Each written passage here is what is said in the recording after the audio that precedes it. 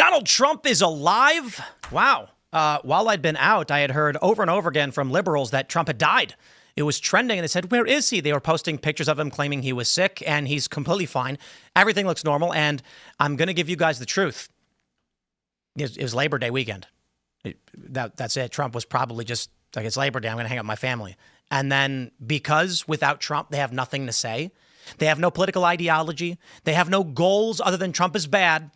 The only thing they could muster up to get clicks on the internet was that Trump must be dead. Otherwise, where would he go? They can't live without him. Okay, well, that was all fake news and it was hilarious. But the big news is that Trump has announced, he was asked, and he says he's going to be sending in feds, or the National Guard specifically is what he was asked about, into Chicago and Baltimore. And the governor of Illinois and the mayor are losing their minds. I, as all of you know, am from the south side of Chicago, and I say, please, Trump, thank you, get it done. Because no young person in this country should have to grow up in a city where their friends witness corpses being dragged through alleys, where they get randomly shot at, and where their friends are forced to join gangs by murdering people. But that's Chicago, and we can talk all about it. Now, other than that, there is a bunch of other really big news. 33 some odd thousand Epstein files have been released. And we don't know exactly what's in them yet because they just got dropped. But a lot of people are saying, yeah, been there, done that. Nothing new is in these documents. So we're going to talk about that and more. And yes, ladies and gentlemen, I have returned. For those that are wondering where I was, it's funny, all the conspiracy theories. The most offensive ones are that I was on vacation. That was the most offensive because, as I explained to my friends, my ego is the size of this building. And being unable to talk for 3 weeks, I was the embodiment of that meme of the kid in the school shaking with veins popping out of his skull. No, I over the past several weeks, as I actually had explained on the show when I was getting sick, I'm like, man, I'm getting sick, and I keep working, and I wouldn't stop. And so it got worse and worse until I got so sick I ended up in the ER. And my throat was extremely swollen with viral pharyngitis, which after about a week abated, and then my throat was tore up and I couldn't really talk without serious discomfort. They gave me methylprednisolone, which I hated and didn't want to take, and they said take ibuprofen, and I'm like, I can't do this. I wasn't able to work. So I worked on other things, but here we are. I have returned. Let's get to the news. Before we do, my friends, we got a great sponsor. It is Beam Dream. Head over to shopbeam.com/TimPool, and you'll get 40% off, or use code TimPool, and you will get that 40% off. And I must say, my friends, this is the best stuff ever, period. Beam Dream's going to help you sleep. It is a delicious cup of hot cocoa. It's like low sugar, no sugar. All right. It's very, very good for you. It's got melatonin in it. It's got L-theanine in it. It's got magnesium. I started taking this stuff every single night, and you got to give it a few nights to get the groove going. But my sleep has never been better.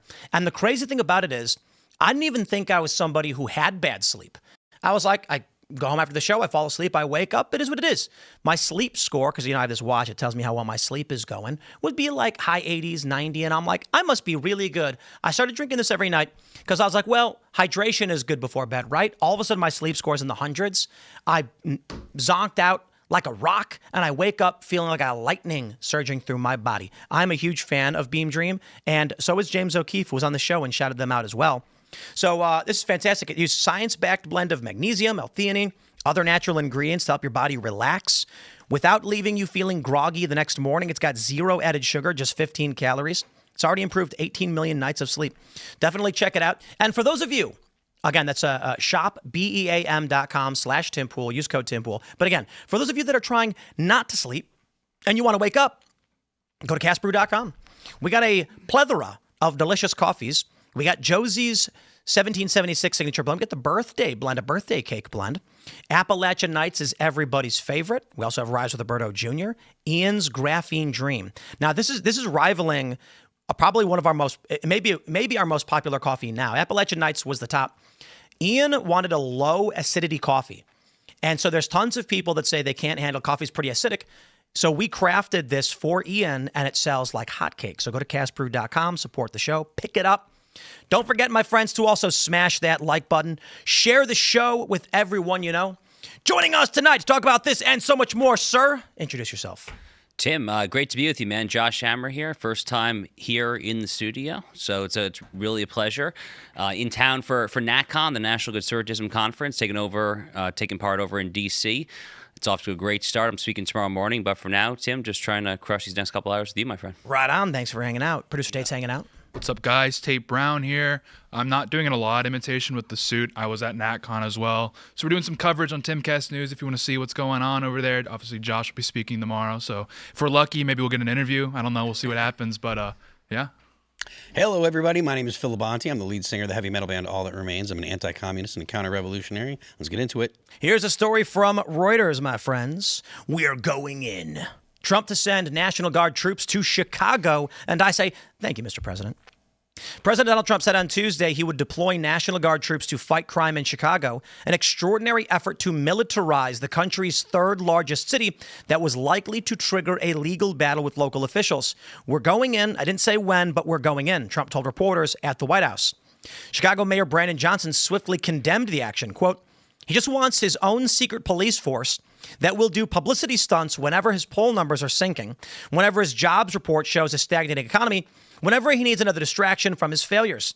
Hours earlier, a federal judge blocked the Trump admin from using military to fight crime in California, a ruling that does not apply to other states. But the judge said the Trump stated desire to send troops to Chicago and other cities provided support for his ruling. Now, we also have this from the AP. Trump says he will order federal intervention in Chicago and Baltimore despite local opposition. Now, this is what I just can't stand, okay? Local opposition. What does that really mean? Well, I grew up in Chicago. I grew up on the south side of Chicago. My friends and I have witnessed gang violence. I remember this so vividly. My friend talking to me on the phone saying, wait, hold on. Oh, dude, there's two people dragging a corpse through the alley right now. The next day on the news, dead body found in a dumpster. And we were like, wow. The hot dog shop, 1 block away from where I grew up, had bulletproof windows with bullet holes in them from being shot at. Wow. And it's kind of crazy because you grow up like that and you're like, this is just the way things are, I guess. And then you get older and you realize it's actually not, and it doesn't need to be that way.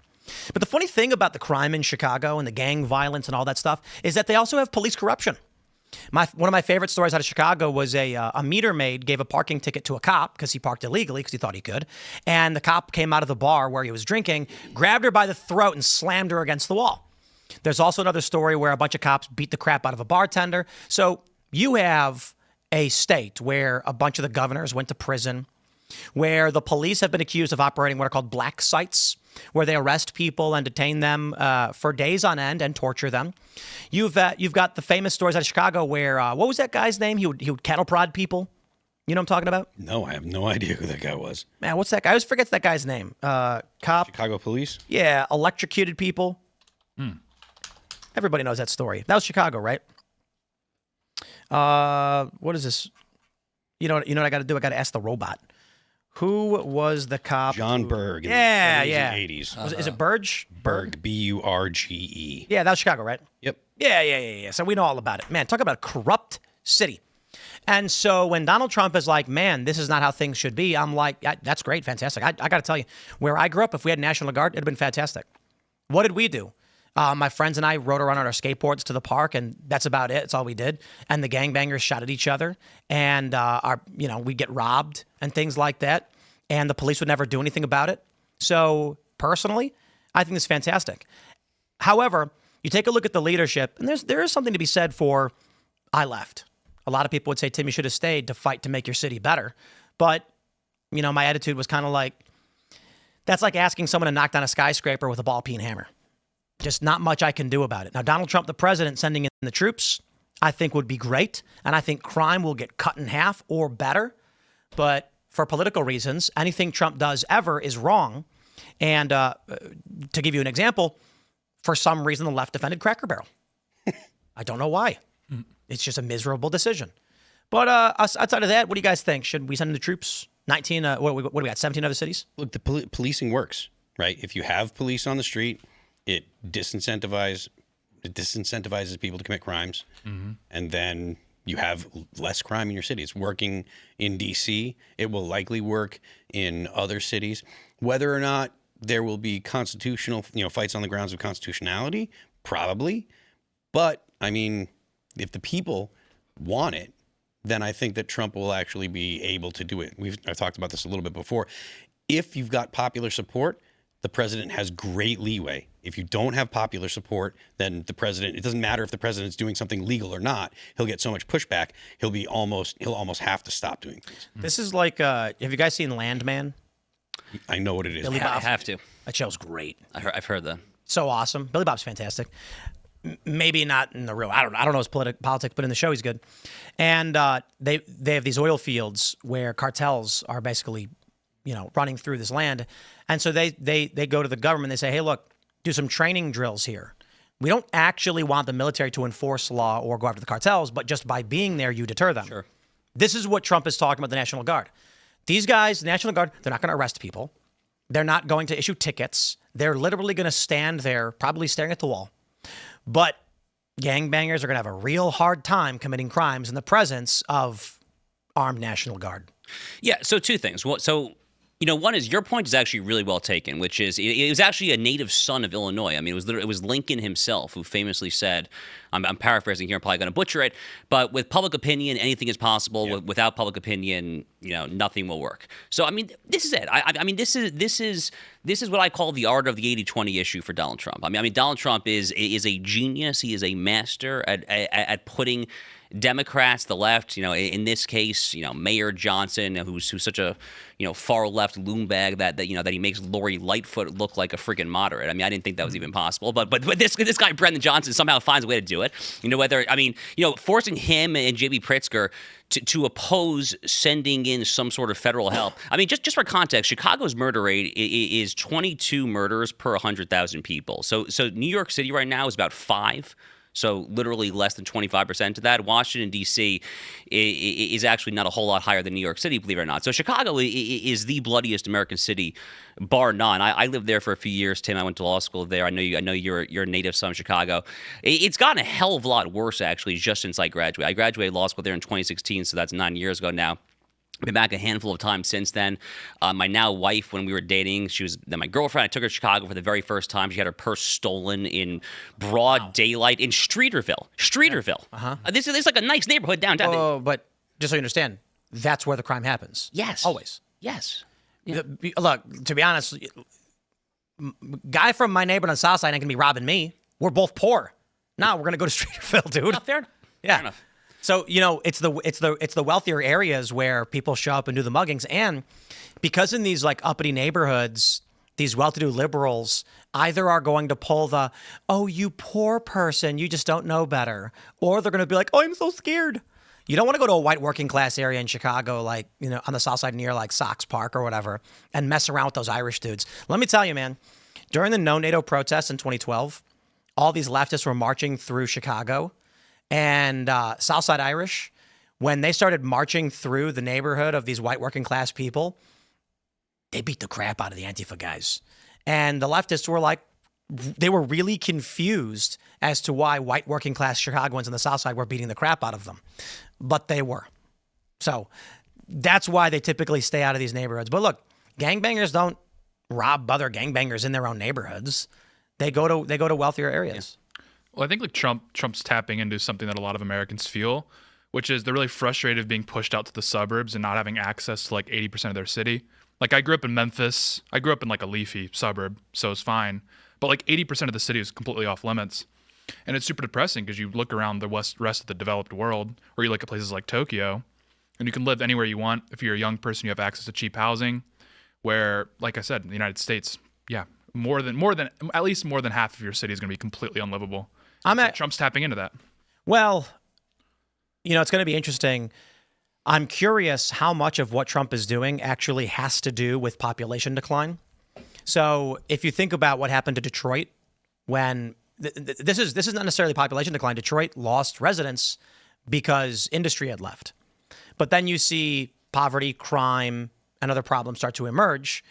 I'm wondering how much of what Trump is doing with sending the National Guard is to try and create a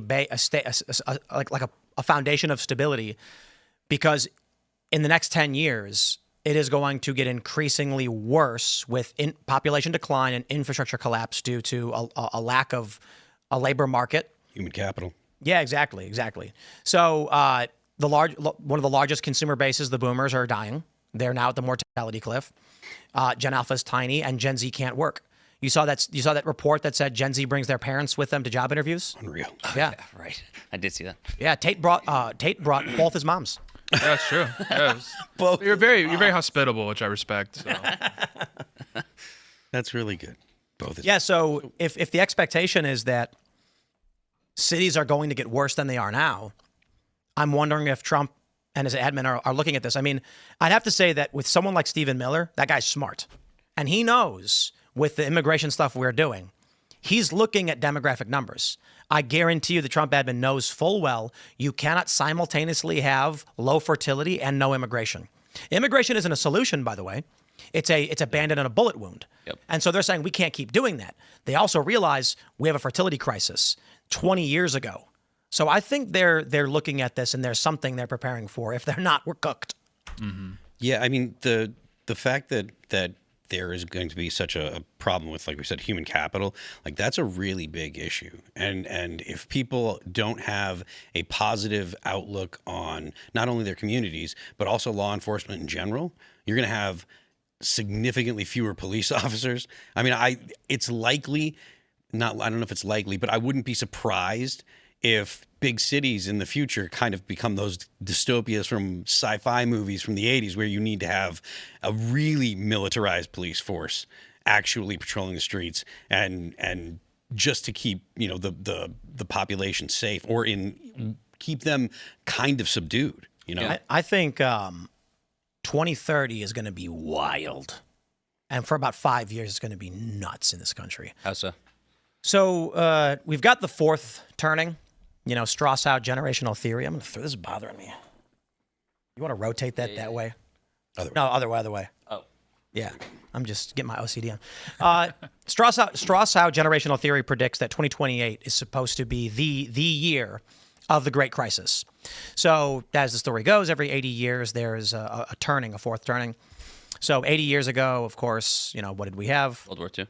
The World Wars. I mean, some people make the argument that they were functionally the same wars because World War II was the result of World War I. Yeah. 80 years before that. Civil War? No. Yes. 80 years before that. Revolutionary War? Indeed. And actually, you can keep going. Most of us don't track what happened 80 years before the American Revolution because it's pre-American history. It's like colonial history, but there actually was a great crisis. And it actually bifurcates into the UK as well because we had a shared culture and society. So the prediction is something is going to happen here. I'm looking at everything that's going on right now. We've got actual fertility right now. Some have estimated, and maybe this is conspiratorial lunacy, 0.3. When you hear that fertility is at 1.6 or whatever, they're including older people who stopped having kids but had kids. So they're asking people, how many kids have you had? How many, and for the fertility rate includes people who are now exiting childbearing years. So what does the 0.3 include then? Young people. So you're supposed to. It's supposed to be 20-year-olds, people in their 20s having kids, and there's some estimates that say Gen Z fertility is at like 0.3, and some estimate it may be 0.8. And that makes complete sense if you ask me. But I'll tell you this: there was a really funny meme I saw, and it was a 4chan meme where someone said, "Hey, my grandpa gave me his PS1. Does anybody have any saw that. Anybody have any recommendations for games?" The first response is, "This has to be rage bait." And they said, "My grandfather is 58 years old. He got the PlayStation 1 when he was 28. My dad was 8 years old. My dad had me at 20. I'm 18. But see, the millennials and Gen Z don't have kids. So they're like, no way your grandpa had a PS1. It's like, dude, he's 60. Right. Well, the interesting thing with the Gen Z millennials not having kids is it's actually really important when you're looking at TFR. There was a Stephen Shaw, he's like a demographic expert, and he broke down there's actually a difference between total maternity rate and children per mother. So children per mother tracks obviously the average amount of children that a mother has, a mother meaning someone that's had a kid before, and then the total maternal rate. And the TMR's dropped. So like the amount of women that are having children is completely dropped, but the amount of mothers that have had children is consistent. So women are still having 2 to 3 children, but there's not as many mothers.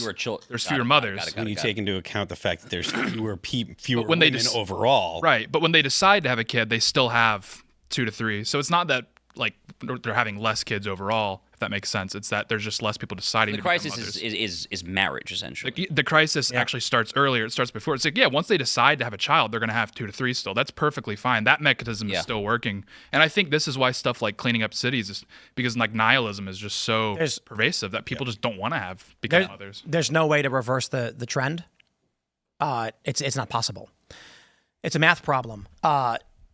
If you need, there's various estimates of what the fertility rate needs to be to sustain a civilization, and it's at least replacement, but it's actually a little bit higher than 2. So 2.1 is what I hear usually. And the reason is because sometimes babies die and people don't make it to adulthood. So you need a little bit higher than normal. When you are below that, and I believe we're currently at 1.6. If you're tracking young people who are supposed to be having kids, I've heard estimates from 0.8 to 0.3, and don't really know for sure because Gen Z includes people who should not be having kids. Gen Z includes teenagers who we don't expect to have children. You need it's exponential. If you have less than 2 kids, your population shrinks. Then to get back to your functioning human capital size required to maintain the infrastructure of the civilization, you need twice as much. Right. This means that Gen Z needs to have 4 kids to fix the damage of millennials and Gen Xers, which they're not going to do, and they're not doing, which means the prediction is the boomers are at the mortality cliff. They're going to start dying and faster and faster. The oldest boomers are 79. That is mortality. Within the next 5 years, we expect there to be a massive, we call it the mortality cliff. It's when boomers are going to die in large numbers. And within 5 to 10 years, there should be about 20 million boomers left from 65 million. So it's a massive drop off in the consumer market. Though these individuals normally would be replaced by the next generation at bare minimum, they're not. This means you're not going to be able to buy strawberries at your grocery store. Your grocery stores are probably going to go out of business. You will have to drive 50 miles to find standard goods, and there's going to be huge lines for it. This is going to create a snowball effect, which creates a massive depression, and it's going to take several years to climb out of that depression once people start rebuilding the infrastructure. But that's why I think, to go back to the main point, when we're looking at what Trump is doing, I have to assume that his administration is taking into consideration the known fertility crisis alongside the mass deportations. Yeah, I mean, they certainly have to account for it. And like immigration, it won't even be there forever as a Band-Aid because even across the third world now, their fertility is crashing. Like India is now below replacement. Within the last 3 years, they've dropped below replacement. So all these like complex like demographic theories on birth rates has like all gone out the window when India went below replacement. It's like, it's something completely different. No, even these sub-Saharan African countries that were literally averaging 4, 5, 6 children, they're now. I mean, I'm speaking in very broad terms here, but they're down to like 3, 4, sometimes even 2 point something now. So Mali went from 14 to 7 in like 8 years. Yeah, exactly. So it's a global trend. I mean, it's no longer just a first world, highly developed society trend. Right. Yeah, and to that point, like even if you just import people, like people aren't cogs, right? People can't just be like, oh, well, we'll just get more people in here, and the people that will come will be able to do the jobs that we need them to do. Mm-hmm. Even the Democrats know this. They continuously say, oh, well, who's going to pick the fruit? Who's going to do the menial labor?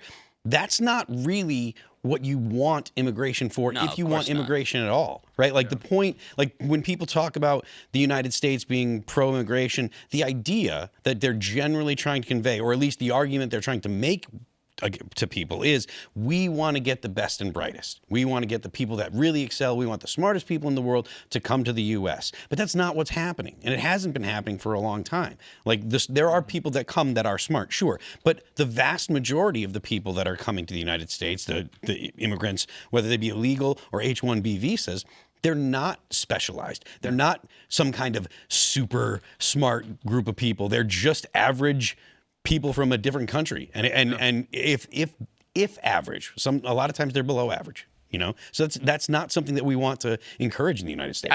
So the estimate is 0.6. Wow. So I asked ChatGPT, take it for what it's worth. This thing's lying all the time, but I asked it to calculate for Gen Z women so it estimates when they do the TFR, the total fertility rate. They do it in age brackets. They do include teen pregnancy, but I'm not going to include that personally because it's not something we're actually actively trying to encourage. Right. Except for later teens, maybe, because that was normal for a while. But going by the ages of 19 to 27, it's 0.6. Wow. Yeah. Troubling stuff. Look, I mean, the other thing about, immigration, I mean, let's kind of not miss the forest for the trees here. I mean, it's like a very simple point, but I think it's a pretty important point, which is, I mean, you can't immigrate yourself out of a fertility crisis for the very simple reason that at some point you cease to be a nation, right? I mean, this is kind of just politics 101. I mean, I'm in town to speak at the National Conservative Conference. Our whole movement is about what is the nation. I mean, how does a nation preserve itself there?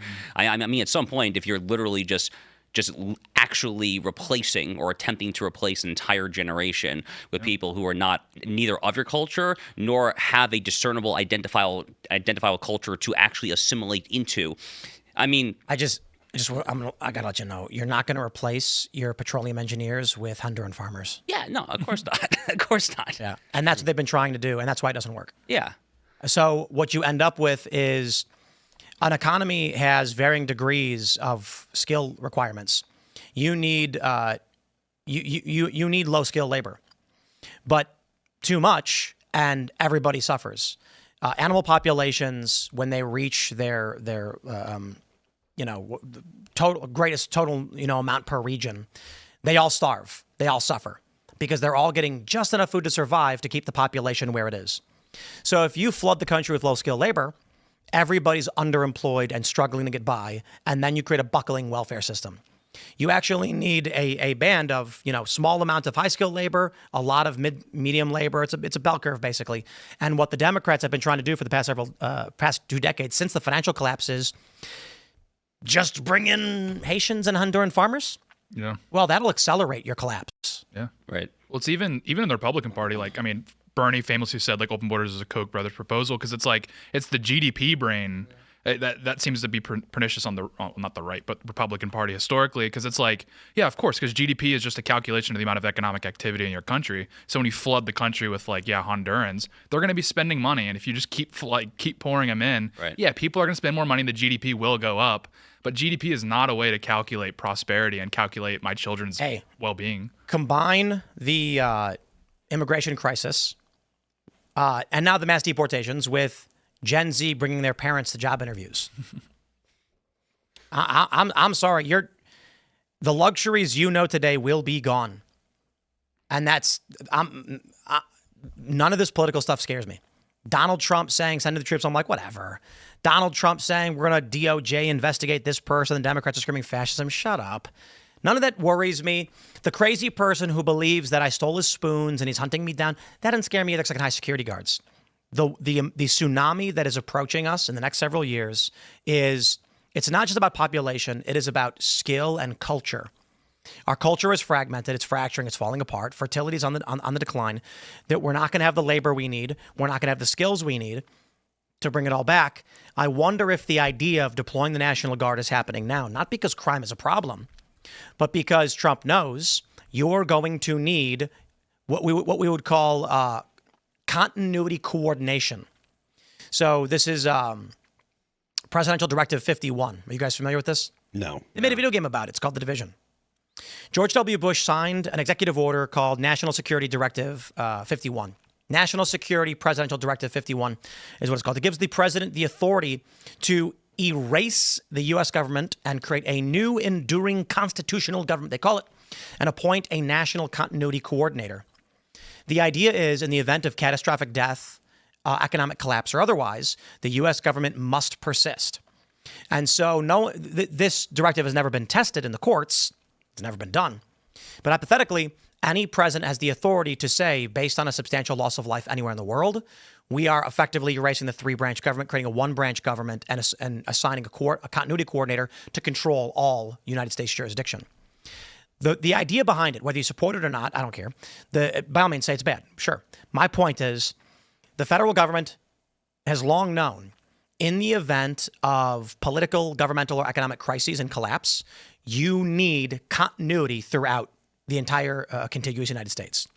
So when I see a story, granted I'm sick over the past 3 weeks, I get to talk about it now, saying they want to deploy to 19 cities National Guard, that sounds more to me like governmental contingencies than any kind of crime stopping. Maybe I'm just crazy, but when I look at what's been going on, I have to imagine the U.S. government, the Trump administration, knows what's going to happen in the next several years when you combine fertility crisis along with the immigration crisis. Well, I think it could. I mean, or civil war. Yeah, well, I think a lot of it is just the government seeing how El Salvador's handled their problems, and they're like, oh, we can just reciprocate that, replicate that in the United States and get a similar result. Yeah, that's more or less where I am. I mean, I think a lot of what you're saying, Tim, makes sense. But I mean, law and order, crime. This is just a politically winning issue for Donald Trump. I mean, what Democrats have to say on these issues. I mean, look at Mamdani in New York City. I mean, this nut job running for mayor of Minneapolis. I mean, all of them down to a T.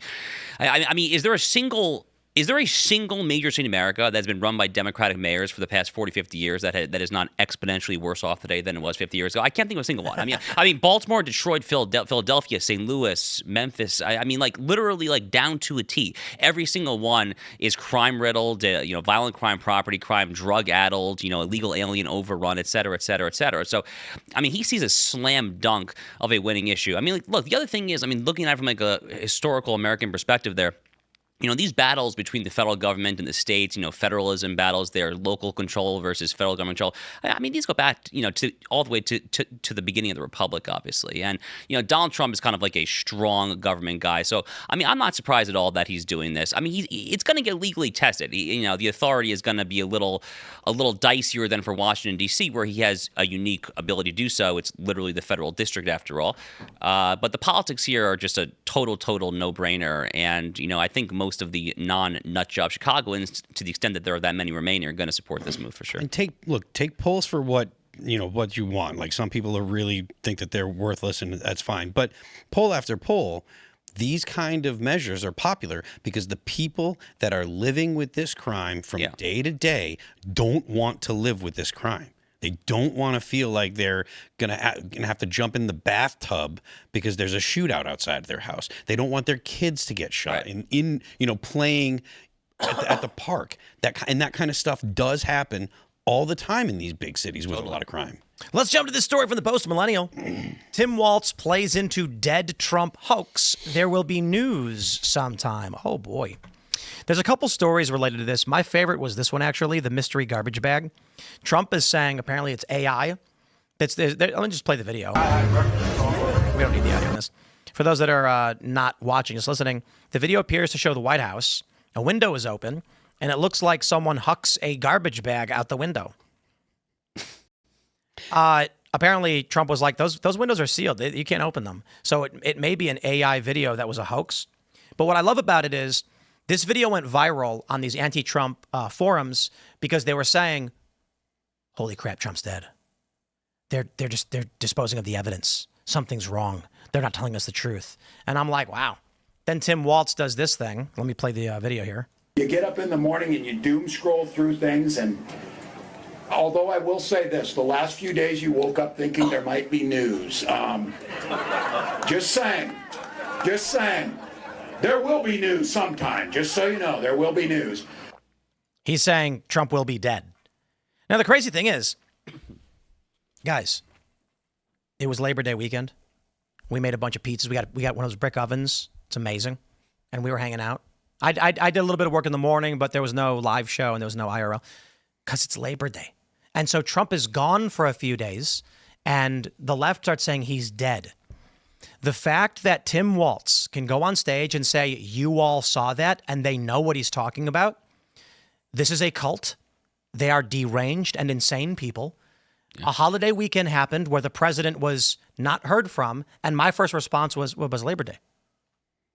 Well, yeah, but he was missing before. I know it's a long weekend. So it's like Friday's around the corner, and he's like, look, I'm just going to hang out with the family. It's Labor Day. Give me a break. And I was like, okay, we all feel that way. Trump's not special in that regard. But they all genuinely believed this psychotic conspiracy theory. And then when they announced that Trump was going to do a press conference, they started spreading rumors that Trump was announcing his resignation. And then what happens? Trump shows up, sharp as a tack, talking about all sorts of stuff. There's like a 3-hour press conference. Okay, it was actually like an hour. Totally healthy and normal. How do we function as a country when half the population is deranged? Yeah. Well, they vote. Yeah. It's like Gavin Newsom trying to do a crappy imitation of Trump. This is the left doing a crappy imitation of the right. Leave the conspiracy theories to us. You guys just aren't good at it. And universal suffrage. Yeah. The blue anon stuff. Sorry, guys. It just feels bootleg, cut rate. Did Leave it to us. Did you? But this has always been the lie. The right's not been conspiratorial. They've been No, analytical. Well, we're right usually. Indeed. So that's the difference. Did you see them all lying and claiming Walter Reed's roads were blocked off? Yeah. These people are crackpots. Yeah. Jess Margera, I'm talking to you, buddy. I hope you hear this. This is nuts, dude. You're blue and on lunatics. One of the other Touch grass. Go out and touch grass. One of the other things that you're starting to see a lot of is people saying, look, J.D. Vance, when he gets into office, he's going to consolidate power and blah, blah, blah. And it blows my mind that people are saying this because it's like, look, if something happens to Donald Trump, right? Like, I'm not hoping for it, but if something does happen, he gets sick or whatever, we have a constitutional process that means that J.D. Vance will take office because he is the vice president. The idea that that's some kind of attempt to seize power, it's just totally ridiculous.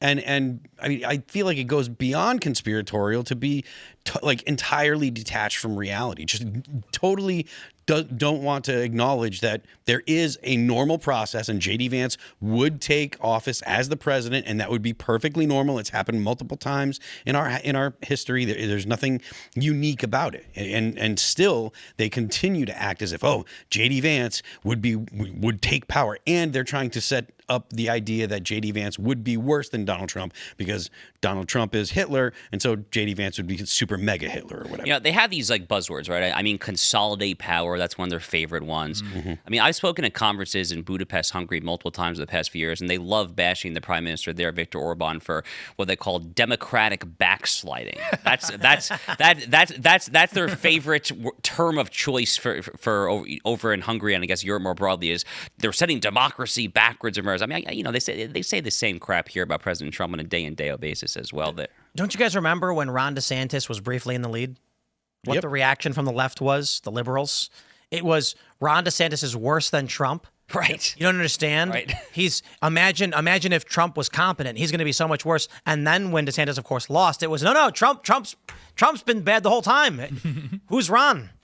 And now J.D. Vance. Yep. They're gearing up for the same regurgitated psycho cult garbage. Because they have no substance anymore. Correct. The Democrat Party is so torn between the progressives and the what you would consider normal Democrats, and they don't know who they are as a party. There was someone that was talking, I forgot who it was, but it was a tweet that I saw, said that AOC, Zohran Mamdani, and the rest of the DSA need to leave the Democrat Party because they are dragging them down. Yes. The progressives are really harming normal Democrats. And as long as the progressives are the ones that are setting the policy choices and making the arguments most vocally, Right. they're going to have a problem because the American people have clearly said we do not want that stuff. It's just not true, though.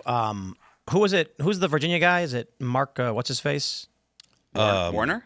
Was he the guy who's like, I'm going to go save Kilmar Abreu Garcia or whatever? That was the Maryland guy. Van Hollen. Von Hollen, yeah. No. Recently, let me pull the tweet up. Maybe it was more. Yeah, it was a guy in Virginia. And then I tweeted at him, like, glad I live in West Virginia, not regular Virginia, because regular Virginia is nuts. There's no regular Democrats. The middle of the road Democrats are being like, hey, you know that wife beating MS-13 human smuggler? Yeah, that's yeah. true. Yeah. I'm like, nah, he not I. Get him out of here. And they're like, nah. I'm like, okay, well, I'm not voting for Tim Walz. Right. He's supposed to represent the regular Democrat. right. You get rid of AOC, you're worse off. Like, at least AOC will say something like moderately anti-war. Do I want woke light with neoliberal warmongering? No. At least I know what the progressives are trying to do.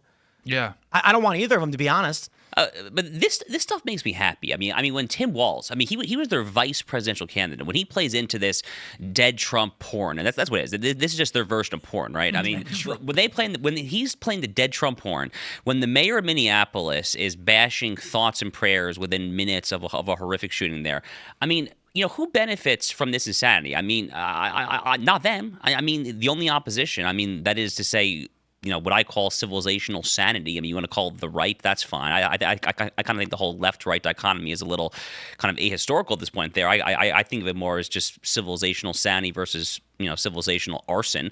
But when the arsonists are saying this stuff there, you know, we on Team Sanity, I mean, we're picking up, we're getting new followers, new voters there, and we're looking good. So I'm not saying it's necessarily a good thing for the country. In theory, you want you don't want half the country to be totally deranged there. I'm just saying that I think the solace that I take in the silver lining is that they're not winning anyone over with this. They're winning over no one whatsoever there. And they're not in good shape as it is. I mean, even the New York Times had this long form piece talking about how the 2030 Electoral College, the census, it's going to be a bloodbath for them. Everyone's fleeing the blue states. They're fleeing the Illinois, the Connecticut's, the New Yorks. Where are they going? They're going to the red states, Florida, Texas, Carolinas, Georgia, Arizona, you name it there. So the trend is very much already on its way. Yeah, it was Mark Warner. He said, this afternoon I visited Kilmar, Burger Garcia, and other detainees at the Farmville Detention Center to deliver letters from his family. He wants to keep fighting for justice. Imagine how emotional he was. He wants to keep fighting for justice. And while Me too. I can't Me too. And that would be send him back.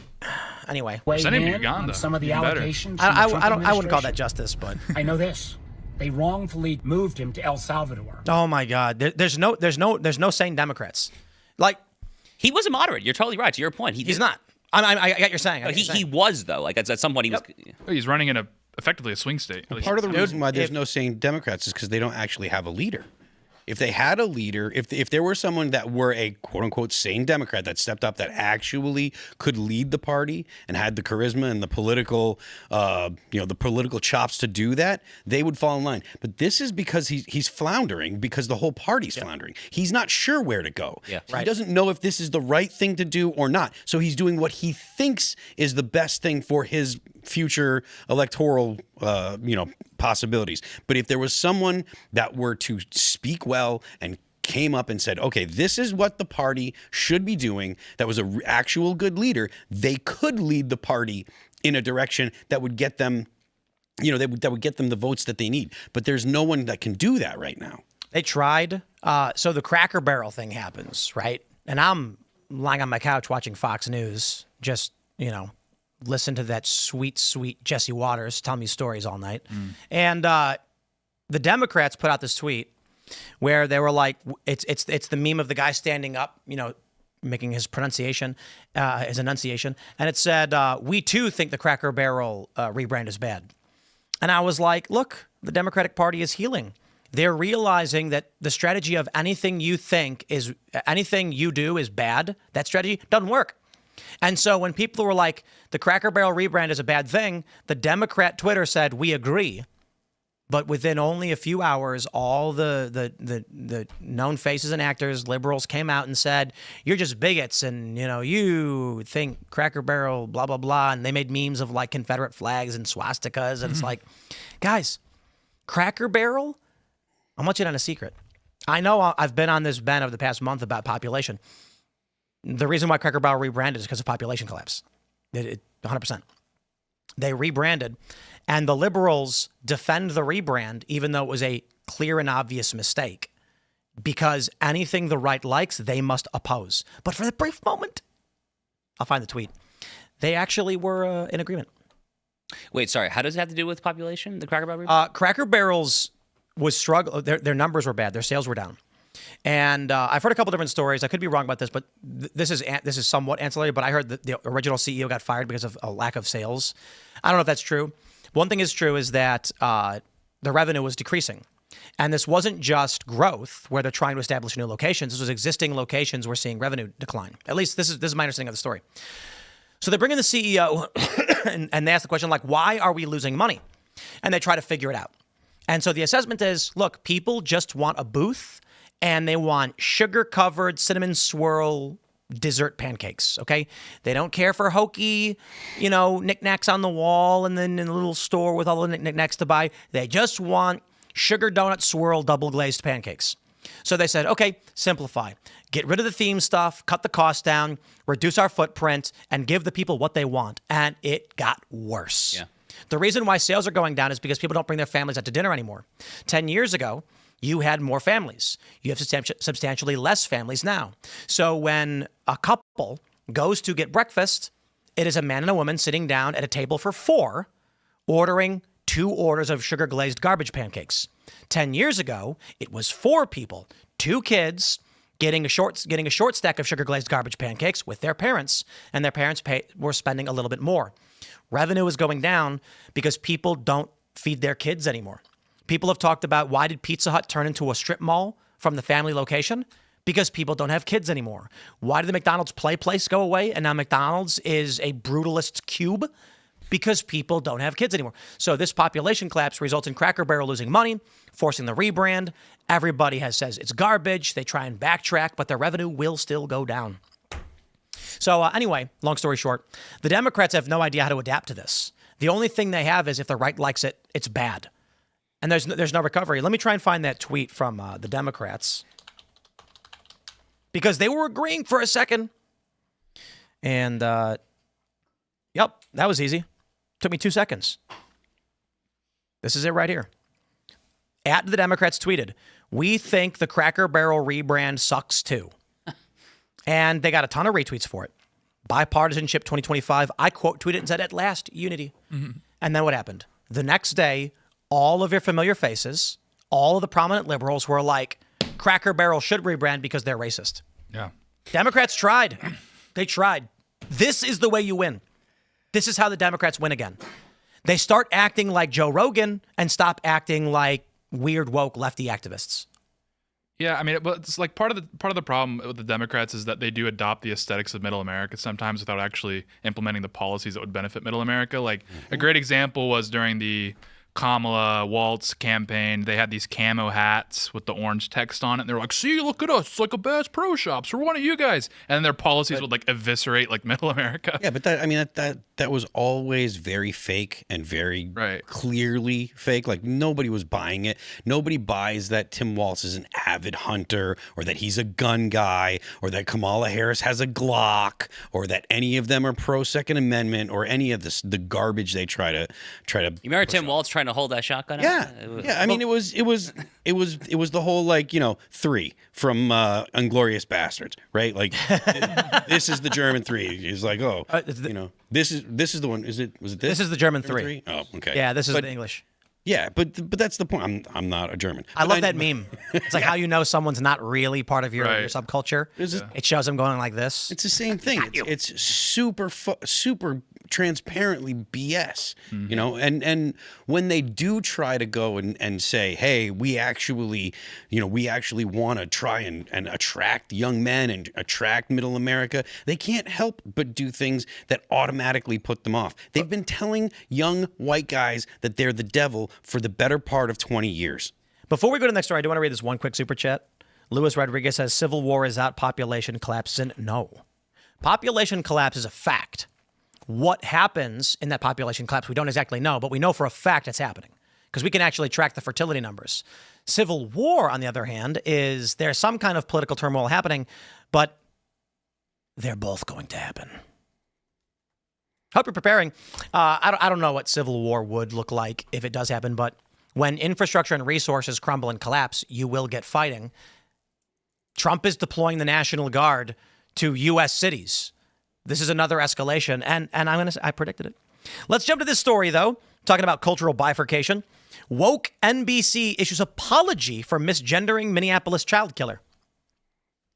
Yeah, let me say that for you again from the Daily Mail. Woke NBC issues apology for misgendering Minneapolis child killer. Now, let's get to the brass tacks on this one and clarify. I had tweeted this morning that NBC News apologizes to the shooter for misgendering them. And the headline from Mediaite says, "Issues correction." To which liberals went, "This is why nobody likes MAGA. It was a correction, not an apology." My response: when you intentionally lie to a religious person who's threatening you, do we call that a correction? Sure, with air quotes, maybe. Yes, I'm correcting my behavior. I call it an act of contrition. So here's what happened. NBC News wrote about the child killer and said he, him. Later issued a correction on the article saying the shooter used her pronouns and changed the article to say she, her. The New York Times did the same. Now, this individual also wrote in Cyrillic, according to the New York Post, that they did not want to be trans. Therefore, they're a he, him.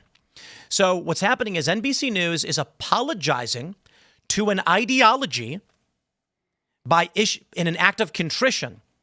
Please forgive us. We used the wrong pronoun. If they were actually correcting the record, they'd say, this is a male. He did this thing. So my argument is, intentionally injecting fake information into an article to appease an ideological faction is an act of contrition, otherwise colloquially known as an apology. I mean, that's Yes. what it was. Oh, what does it mean for us as a society that we have prominent? I mean, NBC is one of the classic prominent media enterprises of the United States, and they're doing this. Yeah, I mean, you still have the problem, like a lot of these news agencies, even though the culture of the United States has shifted right in the last 3 years, is the reality, and even across the political spectrum, is all of these newsrooms, their PAs, they're still activists fundamentally. Like a lot of these kids are still activists, and unfortunately, the way that media works, mass media, is it attracts a lot of former reformed theater kids who are still ultimately activists at the end of the day, and they're the ones that are in control of press releases like this. I mean, I obviously agree with that, but I would take it probably even further, maybe, which is, look, if you're writing like a local article, if you're in like a very liberal jurisdiction, okay, you're in like San Francisco, whatever, and some local transgender person thinks it's a boy who thinks it's a girl, vice versa there, and you're a lefty publication, you want to apologize, fine. But let's not miss the forest for the trees here. This is a murderer. This is like a rampage mass murderer. I mean, this is demonic, satanic evil in our midst. I mean, not only should we not be apologizing for this, I mean, we should be deliberately spitting in this person's memory and like trying to condemn anything that this individual, male, female, boy, girl, who gives? Who the hell cares? I mean, this is demonic, satanic evil that we should smite out. May the memory be erased forever and ever. The notion we're going to somehow apologize to what? To the parents, to the quote unquote transgender community. Who's offended by it? Yeah. The gender dysphoria community is offended that a mass murderer person with gender dysphoria. I mean, it doesn't make sense. I don't think the person even actually was trans. The reporting was that They regretted it. Yeah. Yeah, it was, and right. So former trans, I guess. I don't know. Yeah. Well, I mean, and Anti-Trump. What like didn't Rosie O'Donnell say that it was a MAGA person? I don't pay any attention to Rosie O'Donnell. I have no idea. What do you mean? I follow her musings every day. Her gentle musings. Maybe I should. For a good laugh. But to your point, Josh, like the left can't help but do things that are essentially what normal people consider evil, right? They can't help but take the bad guy's side. They were taking the bad guy's side during all the BLM riots. Yep. They were on the side of the people that were literally rioting. The vice president was sending out messages for a GoFundMe to get people that had been arrested, get them bail money. Bro, They made the orcs good guys. Yeah. In Lord, literally, Tolkien's like, orcs are just an embodiment of evil. And they're like, when we rewrite this, we're going to make the orcs relatable. We're going to humanize them. Look, anytime anyone talks about Helldivers or Starship Troopers, they take the bug side. They take the bug side. You know what's really funny is that before they made, I think Rings of Power was the series on Amazon, where they made the orcs into like regular people to sympathize with. There was a meme going around for a long time where it's Lord of the Rings and they're like, the orcs are about to storm the gates of Gondor. And they're like, well, let them in. Don't be racist. Yeah. And then they literally made it. For those that don't know, in Rings of Power, it got roasted because Tolkien I'm not a big Lord of the Rings person, but the general idea was that like, I think the story is that elves were kidnapped, tortured, and turned into orcs or something. Or is that Uruk-hai? I don't know. But they were manifest evil by Mordor, made from dirt or something. And then they make the Rings of Power. And they're like, nah, orcs are people who are scared and fighting for their resources. And they show orcs with babies and like wives. And everyone was like, is this a joke? They were just supposed to be one-dimensional bad guys. But the left got a hold of it and said, nah, we're all about diversity. They're actually good guys. It's ridiculous. They actually like being the bad guys. Yeah. Well, take a look. My favorite example is Captain Marvel. In Captain America, the story is young man desperately wants to join the military and lies to try and join the military. And then during a training exercise, throws himself on the grenade, sacrifices himself to try and save his friends. Captain Marvel, she always had the power. It was suppressed by a man, and she robs a guy for telling her to smile. And that's what they think is good. Wow. They like being the villains. Mm-hmm. They believe that they're oppressed. So whenever they violently act out, they think that and whoever they side with is the oppressed person. Right. They believe that. So if that person violently reacts or acts out, then it's justified because whoever they're acting out against was their oppressor or is in line with their oppressor. I mean, that's obviously their entire approach to the whole Middle East conflict as well, right? It's the exact same thing. Yeah, it's the whole approach to life. Yeah. Well, you saw, like, after the shooting, you saw on Reddit people celebrating. They're saying, thank you for settling the score, because in their head, especially in the transgender community, in their head, the white, middle-class, Christian family is opponent number one, enemy number one, because those are the people that brought them into this world, and their life is suffering. Who are you going to blame for your life suffering? You're going to blame the people that brought you into this world, which is, families and children like this. And so that's like the enemy number one. Out of all the evil in the world, the number one group that they hate is just like normal, because that's what types of families they come from. Did you guys see that Patrick Bet David surrounded by 20 anti-capitalists? I didn't see the. I saw a clip from this. I think it was improperly titled. I think it's Patrick Bet David surrounded by 20 retards. Because, and I will say this, while PBD is largely correct, there were so many moments where I was like, he could have actually just hit a grand slam. Like, they set him up, but he didn't go for the debate talking point death blow. But you have all these people that do not understand the function of economics, work, labor, or otherwise. And so I was watching this and I was like, well, we're cooked. These young people are anti-capitalist. We're saying, my favorite question that was asked of PBD was, how much money would you need to feed and house everybody, in the country or whatever? And that was a layup. That was a freebie for PBD to destroy anti-capitalist ideology. And instead he asked her about what it means to be communist or something. This person, when they asked the question, how much money do you need to feed everybody in the world? You know what my question is? How many calories are in a dollar bill? What, do we know? No. Anybody? I'd imagine it's probably negative calories. Probably takes more money to digest the cloth paper than it does that. Oh, you didn't mean to literally eat the money. You meant how much food do you need and how much shelter do you need?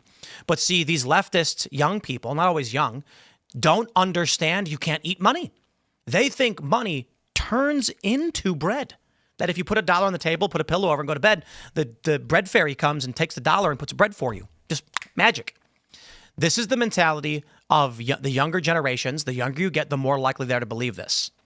That money is like the food is just there.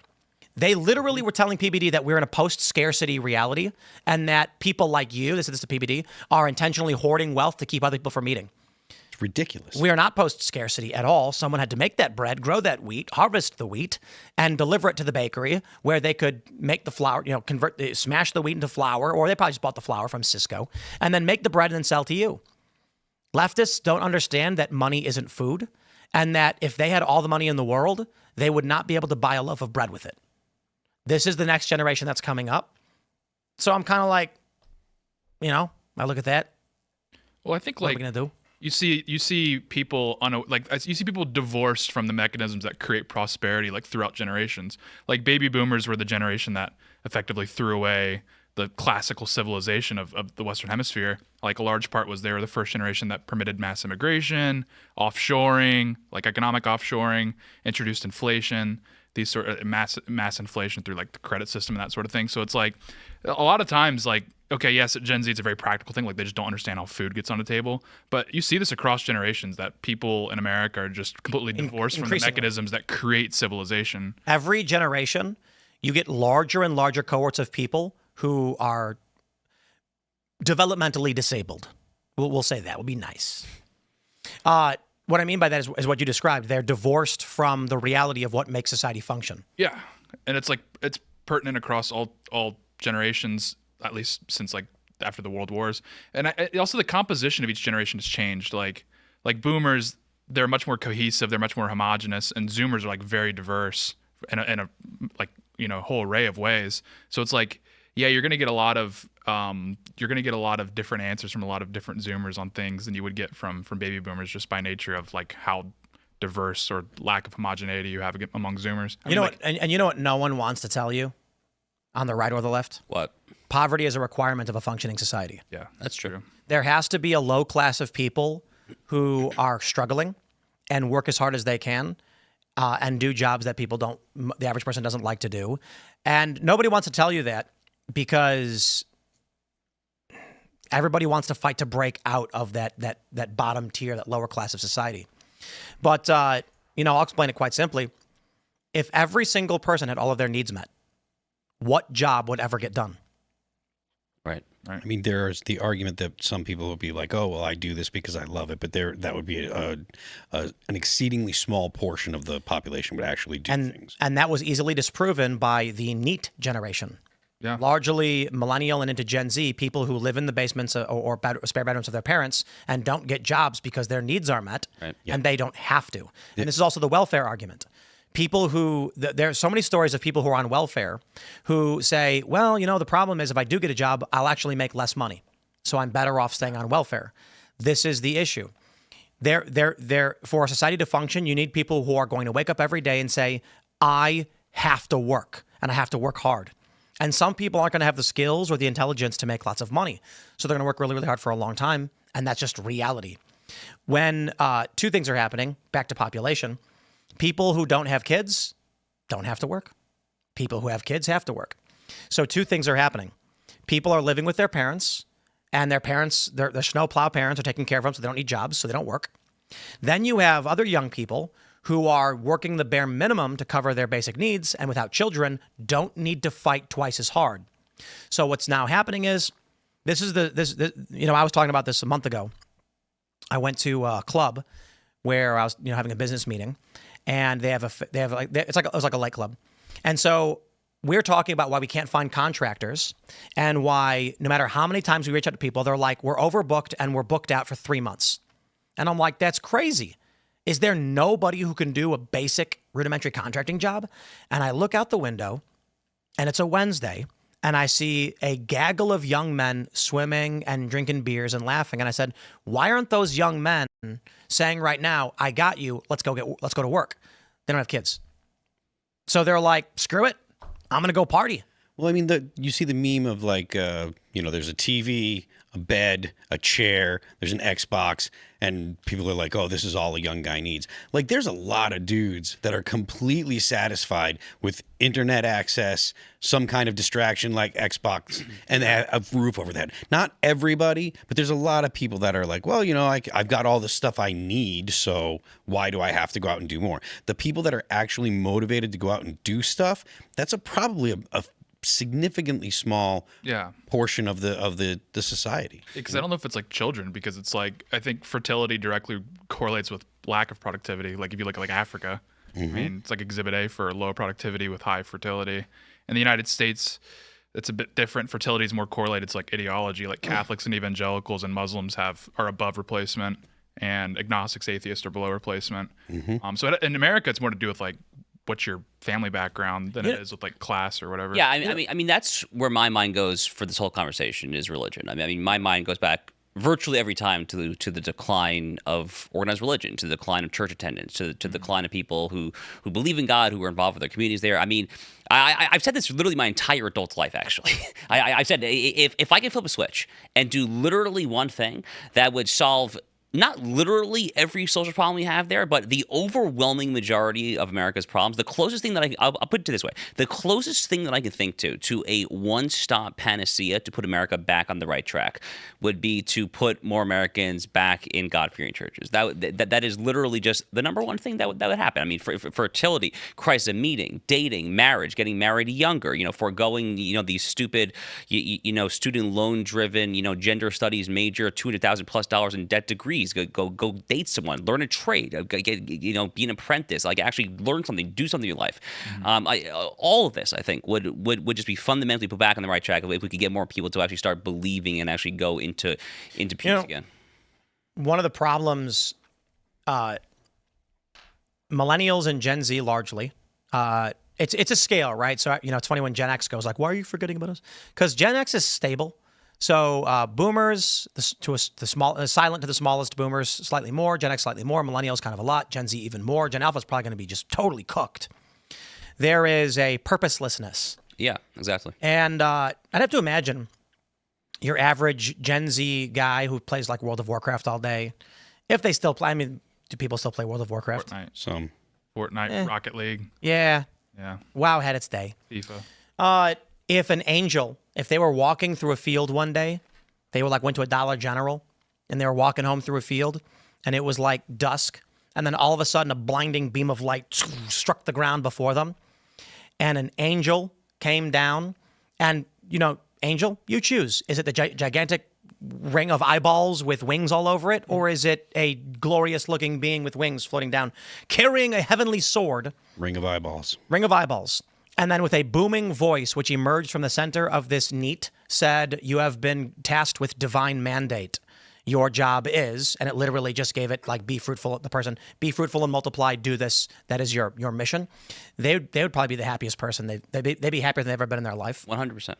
Knowing and being told you have a purpose and a mandate and a mission. We used to have this through faith and community. And now I think it's a larger component of luxury because we don't have to fight for survival as much as we used to. Yep. No more bears, no more monsters, no more controversy. You wake up, dozen donuts, dirt. It's cheap. You can get it. You barely got to work. So people are just like, what am I doing? Why am I here? Mm-hmm. And they have no purpose and they become depressed and amoral. And the one thing I will say is as these people drift towards socialism and communism, a large component is finding a mission. The socialists promise them fulfillment. This is our mission. We must defeat our great evil. And so they latch on to whatever they can.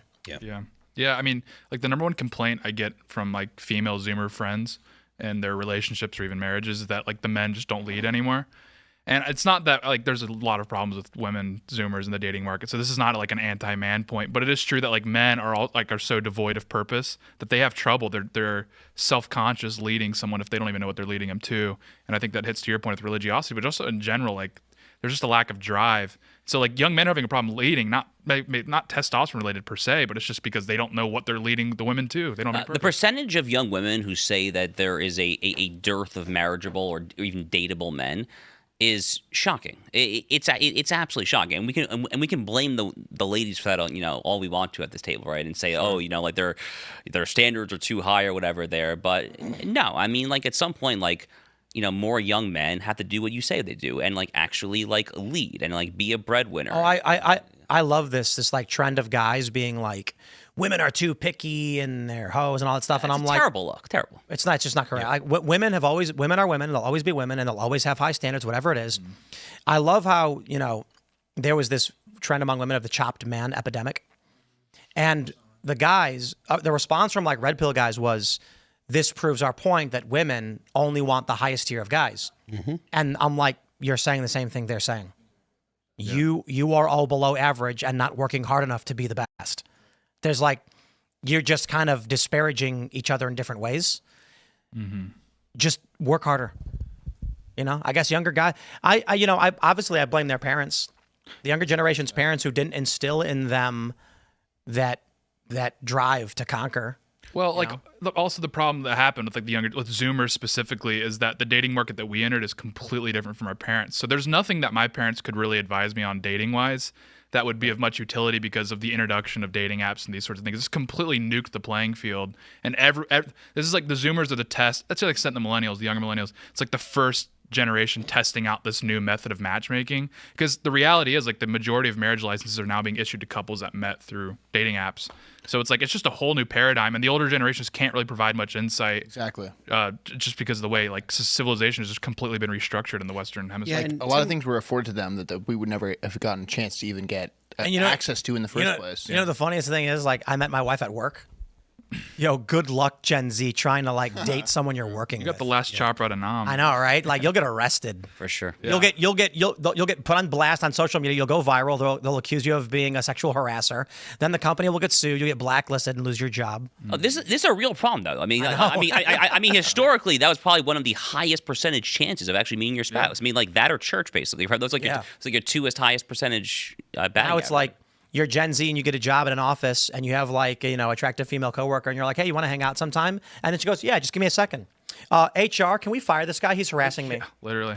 Yeah, the majority of my friends that are in relationships or married met through dating apps, and the guys that aren't, and also the girls, it's just they're not as their personality is just not equipped for that style of matchmaking. So it's like there's just a filter that right now. It's like how well are you at conducting and presenting yourself online? Trump That's should the just filter. like he's deploying the National Guard. He should mandate marriages and just force. State issued girlfriend. I've been saying this. State for years. issued. Yeah. No, worse than that. State mandated marriages. You don't get to pick either. Yeah, I mean, You walk into it'll be the Department of Marriage certificates or Marriage Administration, the DMA, and you walk in and there's just a curtain and they go next, and the lady's like sitting there and her eyes are half glazed over and she got long fingernails and she hits a button, the curtain opens up and you get what you get. you have a chopped index, and it's like you guys are looks matched. You're both the equal. Oh no, level you of think it'll be that chopped. good? You get what you get, brother. This is the government. Randomized? Yeah. Yeah, Oh, it's no. the government. They're not going to do it well. I feel, What does the government do well? The only thing the government does well is like the military. skill-based matchmaking. The government's really good at spending money. Yes, they're good at spending money. That's what Palantir is preparing this database so they can have a chopped index and then match these couples up through the Department of Marriage. I think this is a great plan, actually. This is better than Hinge for sure. Government mandated Yeah. marriage. It's going to be all bad. It's going to be, they're going to blow it. You're going to get paired with people you hate. You know, that's what we've talked about it a little bit before, like Handmaid's Tale. We mentioned this like last month. Isn't the story like humans are going extinct? I could be wrong, but like my understanding was that something happened, a great catastrophe. So the society has become very like fundamentalist, like women have to have babies, otherwise humans will cease to exist. Right. And women are like, nah, that's bad. Yeah. It's like, okay, I got to be honest. If human population collapsed to the point of near extinction, I'm going to be on the side of like, ladies, you got to have kids. Yeah, of course. And like the men have to fight and provide for those kids and otherwise we go extinct. Of course. I've been to Japan multiple times over the past decade, and the first time I was there, I was struck. So Japan famously has horrific fertility rates, horrific. Yeah. And they compound that with a very restrictionist immigration policy. So Japan naturalizes, I think the stat is like 100 or fewer new Japanese citizens every year, which is, you call it extraordinarily based or extraordinarily nationalist. I mean, like, I more or less support that for whatever it's worth. But I mean, when you have that combined with, a shocking low fertility rate, they're facing a demographic crisis for sure. And the first time I was there, I was struck. I was talking with some locals, and one of them was telling me about they have in Tokyo, I assume the other big cities too, cuddle bars, which are literally exactly what it sounds like. You essentially pay a cover fee to walk into a bar to experience cuddling, just like some sort of touch of another person there. And this was, I guess, 2016 was my first time there, and I kind of thought at that time, I was like, is this actually coming to America anytime soon? I don't think I've seen a cuddle bar in the United States anytime soon, but I mean, we're kind of getting to the point where that sort of stuff is getting increasingly less crazy. So I've never actually watched the show or read the book, but the premise is widespread infertility. Birth rates have plummeted due to a mix of environmental degradation, pollution, STDs, and other factors. Many women are no longer able to conceive or even carry pregnancies to term. So the authoritarian state of Gilead emerges in what was once the United States, claiming to fix this crisis. Its leaders interpret the fertility decline as divine punishment and enforce a theocratic system where fertile women called handmaids are forced into reproductive servitude to bear children for elite families. So I get it. It's a dystopian, futuristic story. But I do find it fascinating that, like, there is a reality to, outside of the theocratic notion of this, if humans are about to go extinct, your choices are have kids or go extinct.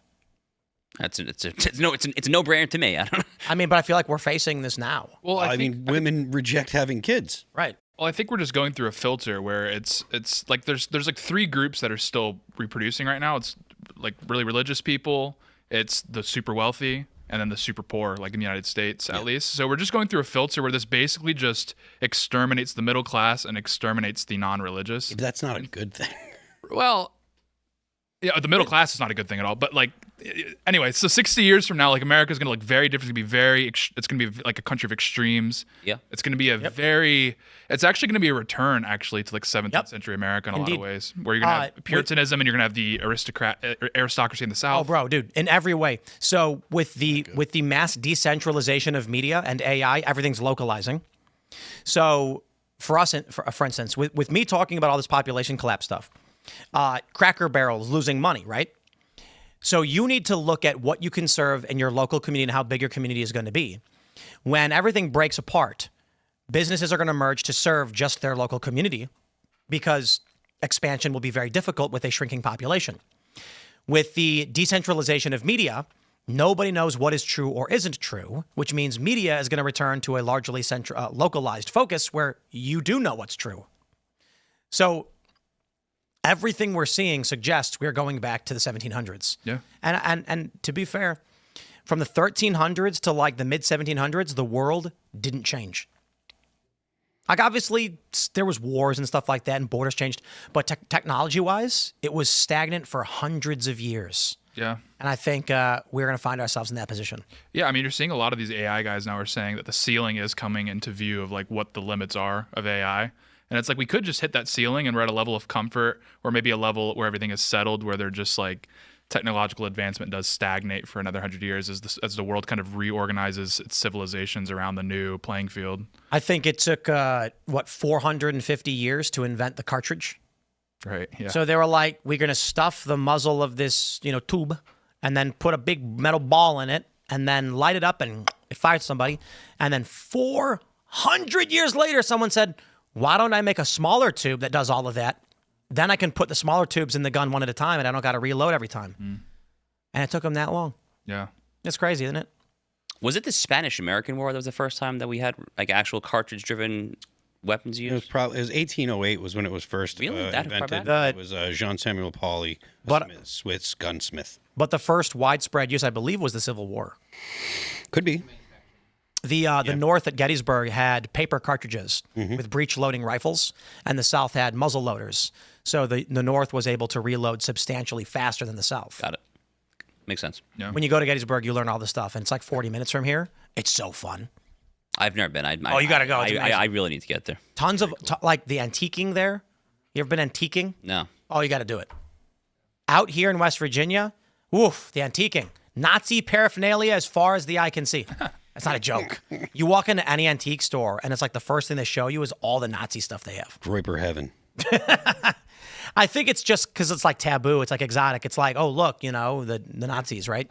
And then behind it, you'll have the Allied, World War II stuff. But World War II, it's like all these antique stores, it's like one of the most popular things. Wow. But obviously in Gettysburg, they have cannonballs from the Civil War. Wow. It's crazy. We found a bayonet out here, Civil War bayonet. Because we're near Harper's Ferry. A lot of stuff was going on. I imagine if you went out into most fields around here with a metal detector, you'd find some interesting stuff. Yeah. When we were building the building, they found the bayonet. Yeah. Wow. And Sick. That's really cool, actually. yeah. Well, that's like that's the premise of Dune, right? Is that they develop armor that can like withstand bullets and all that stuff, so they had to return to sword fighting. So it's like I actually kind of like this. Like we're talking about returning to like pre-modern civilizational structures, and I like the idea of that movie where it's like we could just return to sword fighting. I like indoor in, plumbing. You ever see Venture Brothers? I'm You guys ever see Venture Brothers? not Indian. I've not, no. It's like a kind of a ripoff of Johnny Quest, but one of my favorite lines from that show is the premise is there's like, imagine if Johnny Quest grew up and it's a satirical, but he's like a super smart genius inventor, and he's having a yard sale of all his crazy inventions, and there's like a fat nerd guy, and he sees a lightsaber, and he picks it up, and he's like, wow, a real lightsaber, and then Dr. Venture goes, I was making it for the military, but then they said we don't sword fight anymore. It was really funny because like all the people that love playing with lightsabers, and it's like, yeah, we wouldn't use that as like, maybe as a utility belt item, but you'd have a gun. Yeah. Ranged weapons. Guns are functional. That's why the super like Nietzschean people love the Dune movies, because it's like return to power or whatever, because like Samuel Colt made everyone equal. Yeah. Right? So yeah. Let's jump to this next story. We got big news, ladies and gentlemen, from the Post-Millennial. Trump expands no tax on tips to digital content creators. That's right. The no tax on tips. This is huge. This means that all of your super chats are tax exempt up to $25,000. Yeah. There you go. That's crazy, right? Yeah, I mean, there's a lot of streamers and stuff where it's going to be a big deal. We were talking about this because there was a question of whether or not super chats are tips, because the show happens no matter what. Whether you're super chatting or not, we do the show. You decide if you want to send in a super chat and how much you want it. We don't tell you. And there's an argument of, if we said for X amount of super chat, we will do certain task, that's called consideration, but we don't do that. We just say super chat if you want. We'll read some of them. That means for us, look, I'm going to be completely honest. A $25,000 deduction for the company it's good. It's not really going to, move the needle for us all that much. But for most online personalities and creators, the overwhelming majority, this is massive. This means you're going to end up saving up to $10,000, $15,000, maybe $12,000 in taxes. Mm-hmm. Or I guess if you're making, 25 to 50, you'll end up saving about 10 grand in the end. That's massive. Mm-hmm. Donald Trump pulling through is based. Yeah. Yeah, it's like a form of repayment to the streamers for the press during the campaign. It was like really a beautiful thing. So I don't know, maybe this is him like saying, "Hey, thank you. That was nice." Yeah, look at this: bartenders, wait staff, food servers. Actually, let's do this. This is less on the opinion side, more on the you guys need to know this, because I've talked to a lot of service staff who they have questions. So I was at a restaurant, and when this passed, I was like, "Hey, no tax on tips," and they were like, "What does that mean? Like, what does that mean for me?" Okay, bartenders, wait staff, non-restaurant servers, dining room and cafeteria attendants and bartender helpers. All right. Chefs and cooks, food prep workers, fast food workers, and counter workers, dishwashers, host staff, restaurant, lounge, and coffee shop bakers, gambling dealers, gambling change persons, booth cashiers, cage workers, sportsbook riders, dancers. We know what that really means. Oh, yeah. Yo, strippers can now write off $25,000 in their ill-gotten gains. It's going to be some strippers. It's going to be all the money they make in a year. I'm going to let you guys in on there's a news story that most people have overlooked.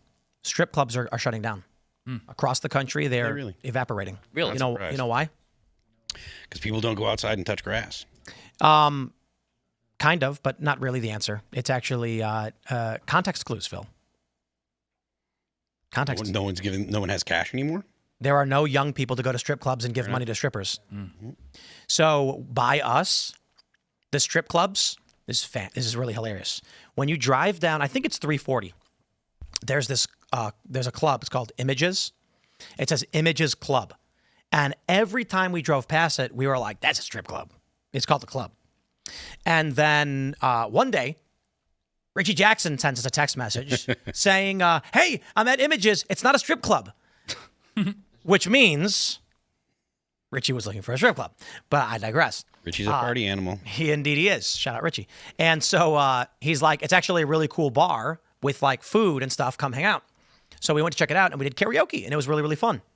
And the stage has mirrors all over it because it was a strip club. I was going to say, yeah. So the fascinating thing is the strip clubs all around here, the word gentleman has been removed from all their signs. Yeah. So it'll say like the name of the bar, and then it'll say Big White Blank Club. And do you know what they've replaced the strippers with? Robots. Slot machines. I was going to say gambling, yeah. Yep, slots. So now all of these strip clubs, I think there's like one left. It's old people, and they're all just tapping away at the slot machine. Yeah.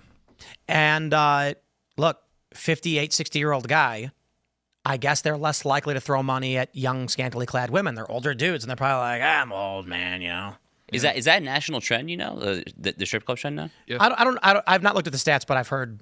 Wow. Well, because you're seeing like people celebrate that Zoomers are not interested in strip clubs, that like teenage pregnancies are going down. So you would see all these indications that like Zoomers are more prudish, and this is like a cause for celebration among religious people. But I'm like, it's actually not prudishness, it's fear of like going outside, because pornography usage is still skyrocketing among Zoomers. So it's like, this isn't actually like we're recapturing like more, you know, traditional sexual values. It's just pornography is basically eliminating every other form of degeneracy because it's so convenient and easy. There is a national, for a variety of reasons, shutting down of strip clubs. Wow. I think the issue is young people. Well, it's pornography primarily, because why bother going to a strip club? You can just do it at home. And dating apps. And dating apps. So, you know, for a lot of these people, they're just swiping on every single woman, and they're like, I would rather do that than stare at some woman who's not going to do anything. Right. So, but I went back home to Chicago for the holidays for like a couple years ago, and it was wild to go to a local pub and just see slot machines everywhere. I'm like, man, we're done. Yeah. That's we are They're all over like. Oh, they have that casino now in like River North, like the heart of Chicago. I forgot what it's called, but they have like Bally's. Yeah, exactly. It is a Yeah. Bally's. Yeah, and they're opening a multi-billion-dollar riverfront casino. Vegas is collapsing. Yeah. Yo, it's gonna be it's probably mean to say, but I'm really excited to watch what happens to Vegas. They just built that multi-billion-dollar. How much did the Sphere cost? Sphere, yeah. Oh yeah, and they had the F1 track cost billions. Like they've But there's no reason to go there anymore all these vanity projects. because every state has multiple casinos now. Not every, but many. A lot too. Yeah. So why go to Vegas? It I used think- to be that they would entice people by giving them cheap hotels, cheap food, and the actual money gets spent at the tables. I think flights used to be cheaper too. you could get a package. Yeah, But Phil, there was nowhere else to go. that's true. Your too, yeah. choice in casinos was the every so often Native American reservation, Atlantic City or Vegas. Right. So, the first ever Native American casino was Seminole in Florida, which is now the Hard Rock. And it was originally bingo. Great. And It's a fantastic casino, by the way. Fantastic. I love it. I'm a big fan. I love playing poker there. Although they allow straddle from any position, which is ridiculous. I'm not a fan. But anyway, I digress. Now the casinos are popping up everywhere. Virginia's opening some. I think they've already got a Rivers in the Hampton Roads area. Maryland has, what does Maryland have? 5, 6? Tons. 5 casinos? Maryland's like 5. Yeah. I can think of at least 3 off the top of my head. So yeah. You got Horseshoe. You got Maryland Live. You got MGM. You got Hollywood Perryville. And you've got Rocky Gap. Yeah. Yeah, within, as I mentioned several times, within 2 hours of this location, I believe there's like 12 casinos. Wow. Yeah, I'm not, I'm sorry. Am I pessimistic? This is one of the reasons why. I mean, what does it say for our society? I wonder if there's a corresponding decline in people going to amusement parks and stuff like that. Yes, Yeah. I'm guessing. So there's a zoo around here, and they were actually trying to sell it a while ago, which is really sad. And they were like, nobody comes. Yeah. I know water parks are as an industry are just completely dead. Let me ask you guys a question. Water parks are gross. Because they're If nasty, you yeah. if you and the boys got a Friday night, you got a couple $100 loose cash, you're gonna spend it. You want to go to the zoo, or you want to go to the casino? Right. Now the casino's got a food court, it's got beer. You don't even got to gamble, and if you get a player's card, you'll get some free bets. So you go there, hang out with your friends, hang out at the bar. I gotta admit, at Seatown races, they have a really cool bar. And it's fun to just hang out in or the sports book. They got a big jumbo screen. You're watching sports. You get some wings. You're hanging out. You get a player's card. They're going to give you free bets. And you're like, yeah, sure, whatever. And you don't even actually have to gamble. Yeah. Nobody's got kids. Yeah. If you got a Friday off or you got a Saturday off and you're figuring out what you're going to do and you got a kid, you ain't going to the casino. You're going to the zoo. Yeah. Someone pointed this out to me recently, and it's really pertinent, is when you walk into restaurants now, especially the middle price chains, is you'll see 1 or 2 baby chairs. There used to be a whole stack of them in the corner. You get 1 or 2 now. And then once that was pointed out to me, you'll notice it everywhere. Everyone watching, point. next time you go to a Red Robin, just look around, there's 2 baby chairs for the entire restaurant. It's insane. It's going to be hilarious Same. when we're all in our 60s and 70s Yeah. and society is completely catering to us. Yeah. Well, another one that you'll notice for sure is when you go to the grocery store, they don't have the race car shopping carts anymore. Remember, you used to every Kroger had a race car shopping cart. Those are completely gone. It's just normal shopping carts. Kellen just put up a post in the Breaking news? Slack. No, not breaking news. It's about Six Flags. They canceled their Fright Fest in preparation for a park's permanent closure. Whoa. Which Six Flags? Six Flags. Maryland. Six Flags America. Wow. Yep. Fright Fest is canceled. No Thank you, kidding. Kellen. Appreciate that. It's the end, man. There's no kids. Yeah, it's just the little stuff. When you notice it, it's oh my gosh. Yeah. When's the last time you saw a race car shopping cart? They're gone, but they used to be everywhere. Yeah, I was thinking about, what I expect my daughter to do when she grows up, and I was thinking probably leather armor, a sword, scavenging for goods in an American wasteland. Teach her to shoot. Oh, yeah. Yeah. Oh, boy. But there's a lot of babies around here. There's in our community, a lot of babies popping up. That's great. Babies everywhere. Yeah. Yeah, a lot of them. Need more babies. I'm doing my part. Yeah. And like I was saying earlier, at least when women decide to become mothers, the amount of children they're having is still the same. So the goal is just to convince more women to become mothers, or at least make it easier for them. And obviously men have to be good fathers as well. have the propensity to be a good father. You know, a year ago, or I would say better than a year ago because my wife was pregnant a year ago. My wife and I would go to, like on the weekend, we'd be like, let's go find a good place to go get food. And we'd go to a nice little restaurant or whatever. And sometimes we'd go play poker together. She's pretty good. They call her the manslayer. That's her nickname at the poker table. That's not a joke because she just destroys everybody. Based. She's very good at poker. Now we have a kid, and so that's not even a consideration. Now it's like, picnic? Well, we can't bring the baby in, right. You know, come on. And, you know, plus she spends a lot of time reading and, you know, teaching our daughter and things like this. And then when we're thinking about what we're doing for the weekend, it's family. Yeah. And before we had a kid, I mean, this is very obvious stuff. I'm not trying to be profound or anything. My point is just that one thing I will say in this regard is that the less a society has children, the more expensive it becomes to have children because the market doesn't cater. Yeah. So it becomes more and more scarce, the things you need for babies, and they become more expensive. That's a good point. Yep. Very good point. If you have a factory that says we're going to make 100 million diapers this year because of all the babies, then they're like, we have a surplus. Diapers are cheap. Everybody can afford them. But if they go, hey, nobody has babies, so we're only going to make 100,000, those diapers are $10.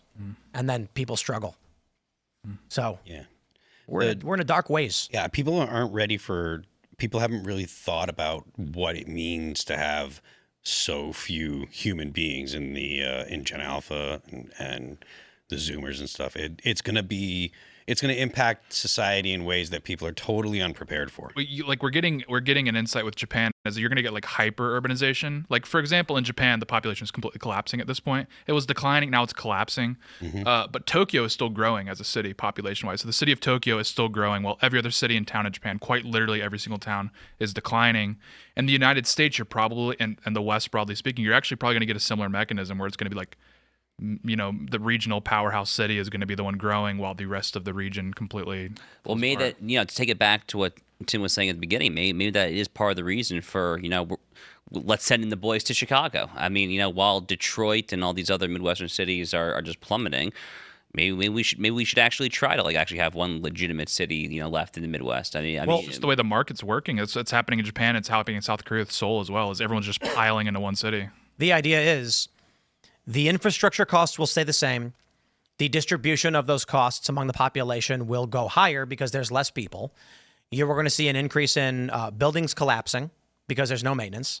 I'm going to throw it back to that PBD versus the 20 retards thing. The reason why I say that is because these people go we could give a house to everybody. It's like, you've clearly never owned property. Entropy is a thing to consider when owning property. Yep. Pipes burst, walls crumble, houses fall apart. Someone has to maintain it. You can't just give a house to a homeless, but they don't get it. So in these cities, as populations decline, you're going to see buildings start collapsing. People are going to get injured. Squatters are going to get hurt.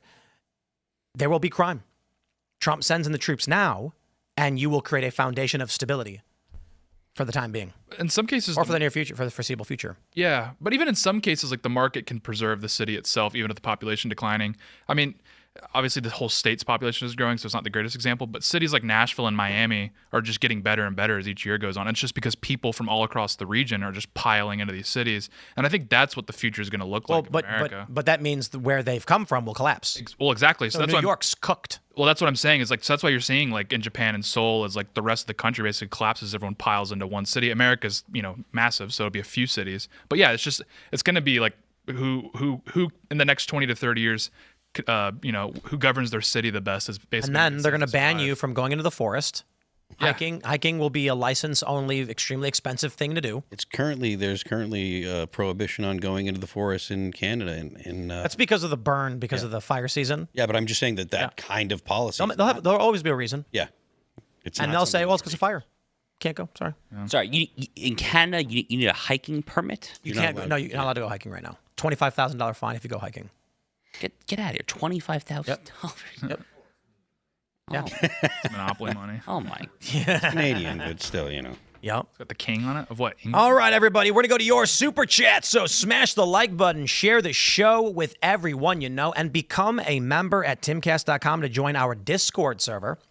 We got a big plan in the works behind the scenes that I don't want to say too much just yet, other than you're going to want to be a member now. You want to go to TiMCast.com, click join us, get in that Discord server. Tens of thousands of people hanging out every single day, sharing ideas, and you as members get to call into our members-only show at 10 p.m., which will be coming up in about a half an hour. You don't want to miss it. And also for our Culture War live events, we're actually, we got some top men pitching us about the expansion of the Culture War show to try and make it more consistent and regular. Basically, the show did so well.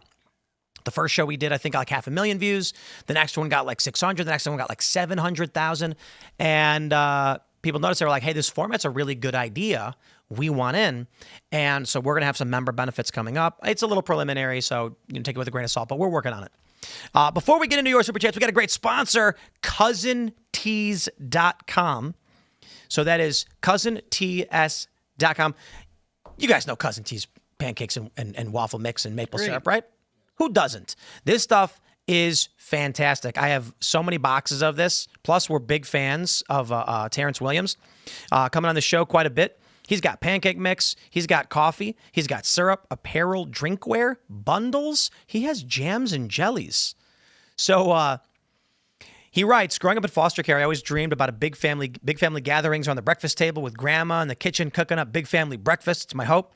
There are many family conversations, laughs, and lasting memories made as a result of families and loved ones joining together to eat Cousin Teas pancakes. Guys, use promo code TIMPOOL. You'll get 25% off at CousinTeas.com. They got options for everybody. They got keto-friendly, low-carb, protein-packed. They got gluten-free. You know, I've got that one. I got all of them, actually. We ordered just tons of it.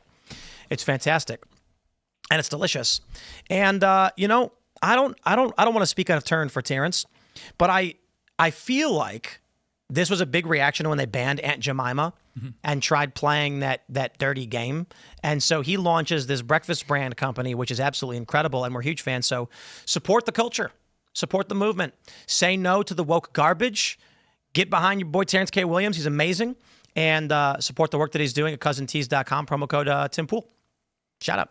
Let's read your Super Chats and Rumble Rants. Big Boy says, Tim, do you like Taco Bell? Oh, man. You know what the worst thing was when I was sick? Basically, my throat got so swollen that it shredded my throat. Like it was ripped up. And so it was painful to eat anything. But I will admit, as soon as I could, I got Taco Bell. It's delicious. It's so good. Taco Bell is horrible for you, but it's delicious. It's nourishing for the soul. It is. You know, sometimes you need it. Yeah, that's right. Today, my wife made Brussels sprouts and steak. Yeah. Also very good. Good combo. Yeah. Great combo. And she made a paprika red pepper honey glaze. Ooh. The Brussels sprouts. Wow. It was very good. Very good. Inexpensive. Easy. You know? But man, meat's getting expensive out there. We had street corn. It's true. I mean, that's awesome too. Real street corn from the street? Well, no, she made it at home. Oh, elotes. She had a great recipe. Ooh. Was it mayonnaise, red pepper, and Parmesan cheese? I don't think it was mayonnaise. I'm not sure how she made it. I'm not usually doing the cooking, but only thing I cook is steaks. Taste. Yeah. It's good for the test. Yeah. All right. Cheeseburger says, I see 3 weeks of training on graphene processing units was enough to make a 100% realistic AI Tim. No, my favorite conspiracy is that I was spending 3 weeks going through the 33,000 Epstein files for redactions with Dan Bongino. We didn't get into that story because we actually don't know yet. It's 33,000 documents. So all we could really say is that it happened. Yeah. You know? I mean, we'll talk about it a little bit, I suppose, in the members only, but until someone actually starts parsing through all the documents, there's not much with the immediate release that we've Twitter's best autists are on it as we speak. They're on it. Shane H. Wilder says, Tim is back just in time for the Epstein files. Coincidence or a conspiracy worthy of Inverted World Live?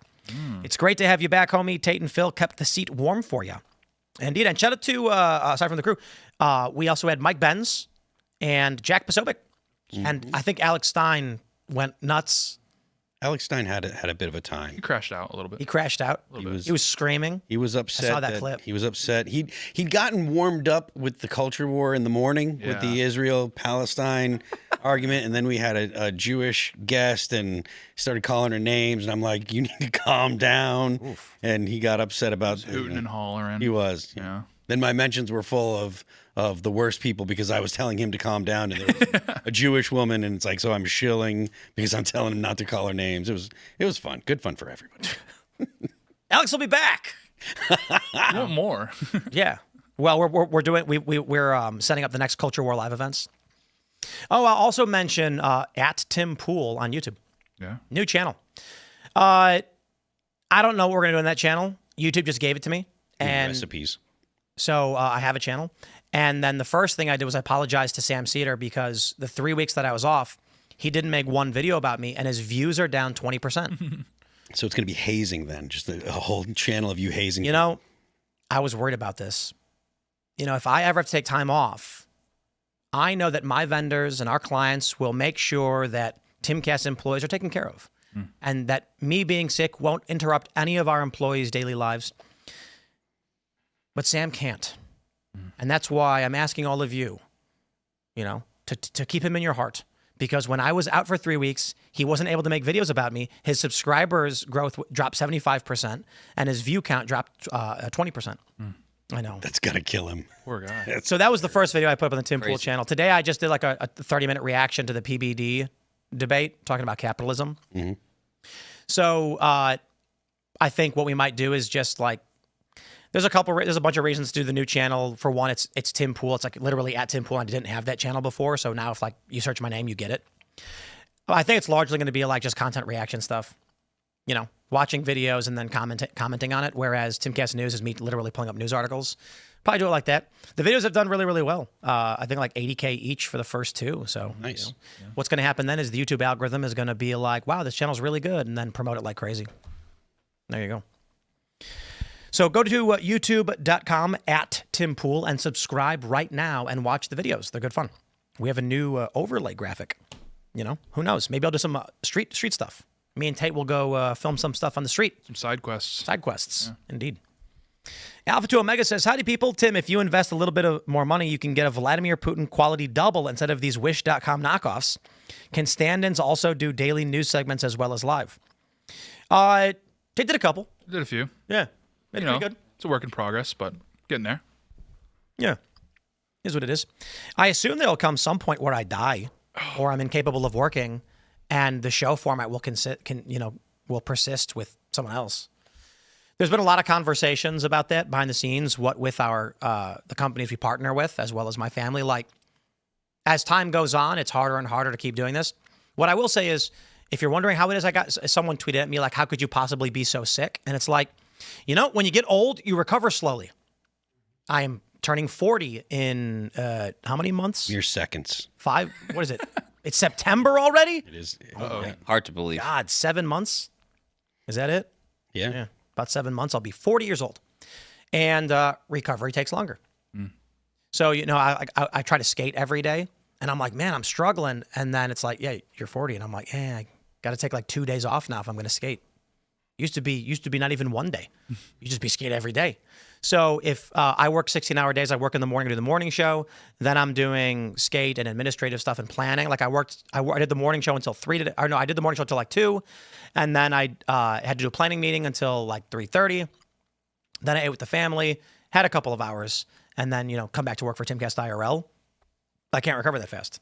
So, you know, that's just the reality of life. Let's go. Same old man says, Tim, how can we be sure that you are not AI? Serge, please drop the AI. We know you are a genius and Tim is gone. LOL, welcome back, Tim.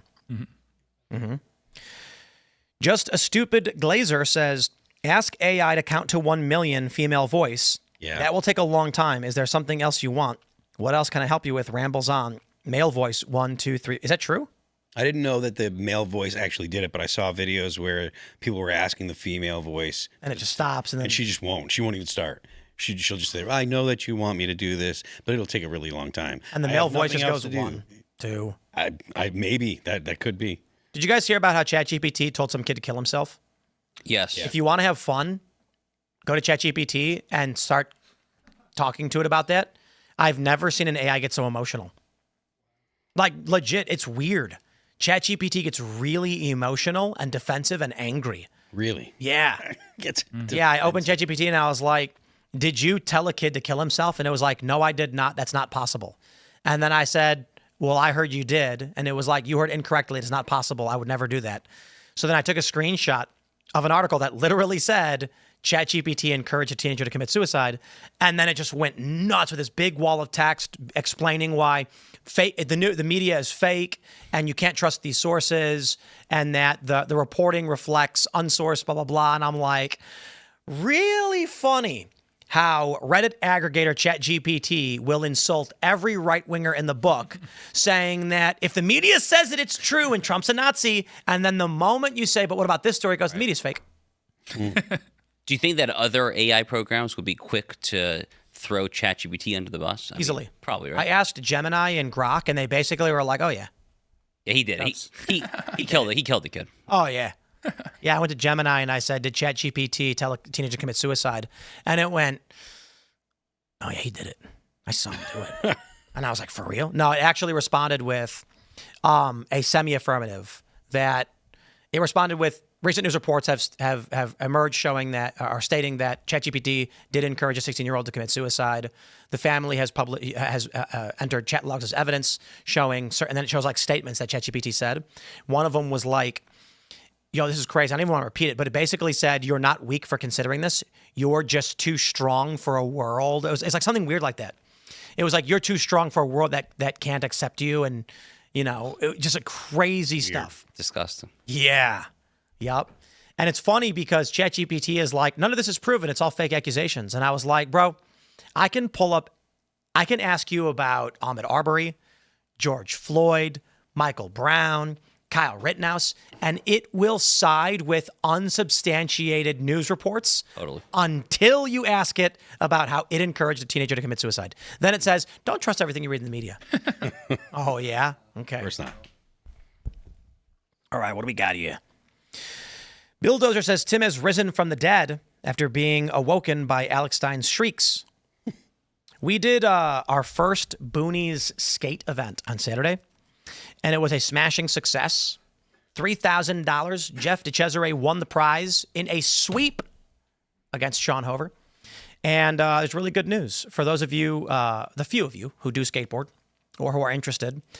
The response has been so tremendous. We're getting hit up by tons of pros and AMs who want to come and be a part of our monthly skate night battles. And we've got sponsor interest, so we're really excited. And I think this thing's taken off. Pretty good. Pretty cool. Very cool. Yeah, head-to-head skateboard competitions, like games of horse, for those who are not familiar. Check it out at Boonies HQ on YouTube. Pinochet says, Chicago criminals, fear not, you are welcome here in Massachusetts. From Newton to Boston, tons of wealthy white Democrats who've been disarmed by the governor. Massachusetts State Police will love you. Can we facilitate that somehow? How do we get like all of the Chicago crime community to migrate to Boston? I have no idea how to get people to go from Chicago. I mean, Chicago to Boston, it's a similar climate. So, in the summer it's hot and the winter it's cold. So there wouldn't be like that much of a shock. But the accent is significant, and it's hard to decipher Boston accents. So I'm not sure that it would be something that a lot of people are going to be interested in doing. Lady Tight says, YouTube Buck Tim, what is it? Always talking about working hard. Women automatically harem themselves into chasing the guy with the 666, six-pack, 6 figures, 6 feet. Even Crowder talks about this crisis we are facing. I knew a guy in LA who was 5'3" and chubby, and he was swimming in women. He was wealthy. He was not like a multimillionaire, but I think he made like $500K a year or something. And he had a really nice house and a really nice car. And he was a weaselly little guy. He was happy as a pig and ish, and he had women all the time. And I think what's the secret? He was confident and wealthy. Yeah. He was sure of himself. I hung out with him. Never once was he like, I'm so miserable being a short man who's out of shape. He was just like, I got to tell you how to get ladies. Let me tell you a story. So I went to this bar, right? And I'm like, this weaselly little guy walks in and he spins a silver tongue with a black card and he buys whatever he wants and the ladies love it. He's a suave guy. Mm-hmm. And so I'll tell you this, obviously, if you're tall, you have an advantage. But if you're a guy who's short, not of shape, and broke, improve yourself. At least start working out. You can, you should do your whatever you can to, kind of self-max. if you have some kind of shortcoming, if you're not tall or whatever, you should be out there trying to make sure that you're in shape. Don't get out of shape. Don't get fat. It's hard to get back into shape if you get out of shape. But just try to be normal when you converse with people. And you can meet women if you're a fairly normal guy, average looking guy with a job that actually does something. You don't have to be, some huge gigantic success. Yeah. Watch The Science of Sex. It's an old HBO show from like 2000 something. They had a bunch of women, excuse me, a bunch of women were shown pictures of men and told to rate them on a scale of 1 to 10. Obviously, the tall, dark, and handsome guy got rated a 9, and the frumpy, short, chubby guy got rated a 4. They went out into the street and they showed the images to random women and said, how would you rate this guy? And guess what? The guy who was rated a 9 in the trials got rated on average a 9, and the frumpy, chubby, short guy got rated a 4. And then they did something else. They took pictures of the guys and they added a bio. On the frumpy, short, guy, they wrote that he was a software engineer who made $500,000 a year.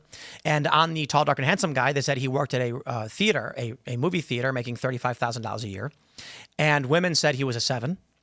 And the short, frumpy guy was a 7. Mm-hmm. So when women were looking at the photo of the guy's attractiveness and asked to rate his attractiveness, but were told he's rich, they increased him by 3 points.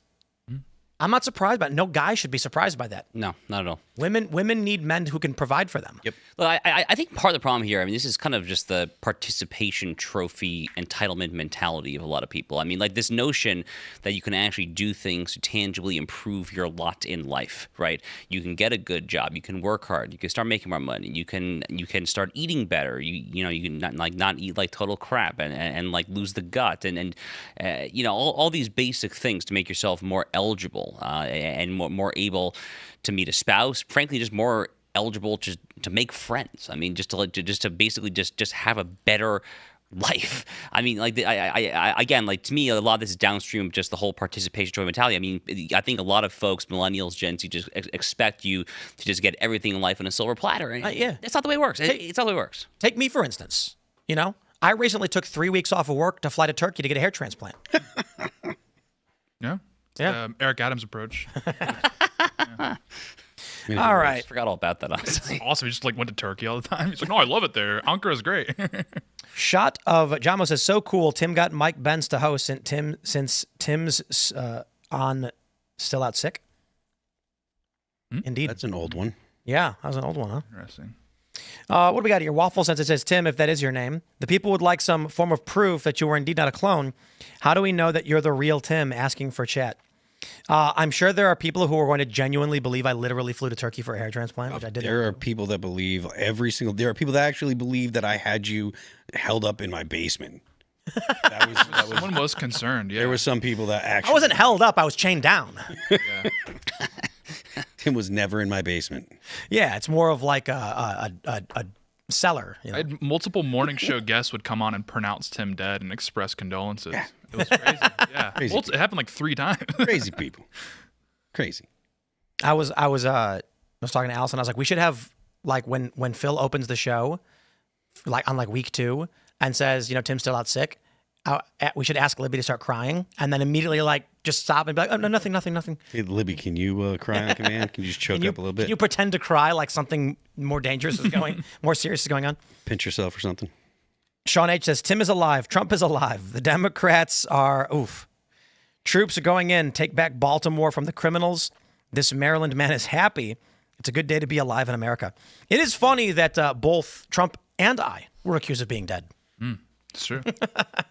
People are like, if I can't see you, then you're not. It's like object permanence doesn't exist with half the country. It's like, I can't see him. He doesn't exist anymore. I kind of feel like Trump was just like, yeah, it's Labor Day. I'll take a couple extra days. Let's just get out of here. I was in Bahamas with my wife and baby. We did a little 4-night getaway here. So I was pretty plugged out of the news, honestly. When I kind of sort of logged back on this morning, I could not believe how retarded this story was. Literally. You guys literally did not have anything better to talk about over the holiday weekend. Completely. Than that Trump is dead. Did you see Trump's response? The mind reels, honestly. I did not see the response, no. Trump goes, I don't do press for one day and they claim I'm dead. Biden doesn't do it for months and they have no problem. Right. That's all. He's totally right. Totally right. Exactly. You know what Trump should do is he should disappear again for a week so they lose their minds, then come back, do his normal thing, disappear for a week, they lose their minds, then come back, then stay for a few weeks, disappear for a week, they lose their minds, just to break them. so he can finally say, stop listening to these. So it's the boy who cries wolf. Yeah. If Trump does this 3 times, the goal I'm aiming for is that the audience members turn it off. Because they're going to be like, Trump's dead again. And they're going to be like, you said this last time. And if Trump isn't around, then these liberal content creators have nothing to talk about. Right. Like, could you imagine what happened to Brian Tyler Cohen if Trump was just gone for a week? It's like Sam Cedar times 10. I'm sick for 3 weeks, and Sam loses 20% of his viewership and 75% audience growth. Brian Tyler Cohen's whole channel is literally just screenshots of Trump and videos of Trump from the day. If Trump's gone for 1 week, he's going to lose a quarter of his views. Yeah. Trump should just be like, I'm going to take a month. You know what Trump should do? He should strangle them out by taking like 2 months with no press. That way, all the liberals are just starved, and then there's no content anymore. They have no viewership. Then he can come back, and they're The algorithm will have already forgotten them. It's kind of like the bees, how they will swarm the wasp and then vibrate until it gets too hot and dies. It's kind of like that. Like Trump leaves, and then they wither away like zombies, and 28 days later, slowly running out of food and emaciating before they collapse. Starve them out, Trump. That's right. They got nothing else to talk about. Real. What would they do? Who would they talk about? Well, I mean, I assume they would be like, if they would start getting crazy about JD Vance. Yeah. It would be like, oh, JD Vance is A whole admin should just go dark for 1 month. Yeah, they start talking like state. I would have said Elon a few months ago, but it's not Elon anymore. He's basically out of the picture. So. No. Yeah. As soon as he had a fight with Trump, it's like, oh, we don't care about Elon anymore. My local county councilor is a big problem. Like everyone's gone silent. All right, let's see what we got. 6'5" Jake says, welcome back. Tate killed it the last few weeks. Let's get a regaled Tate show.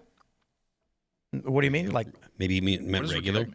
A regular, you mean? Oh, regular. There's a regaled. Regaled. I was like, was that's an like- interesting adjective. Yeah, is that was like Regal like a king. Yeah. Maybe I'll start a show called celebrate- Regaled. The Regaled Show. With Tate. Yeah. We were actually planning this before I got sick. We're going to DC and then documenting crime Yeah. and doing like a mini doc. But then I got sick, so we didn't do it. But maybe we'll work on that stuff. Let's see what we got. Custom Creations and Remodeling says, I'm 40 and just had my 7th kid. 1 wife, 16 years. Bravo. Based. That's what I'm talking about. Go. Now, look, I'll tell you this. Communists, they're really good at killing communists. Yeah, they always have been. Historically, like communists have killed more communists than any other group. Yeah. And liberals don't have kids. So Not. the prediction is going to be a deeply religious future. Yeah. My prediction has been for the past 10 years, it'll be an Islamic. The United States will become an Islamic nation, as will Europe. Will become an Islamic union because Muslims have so many kids.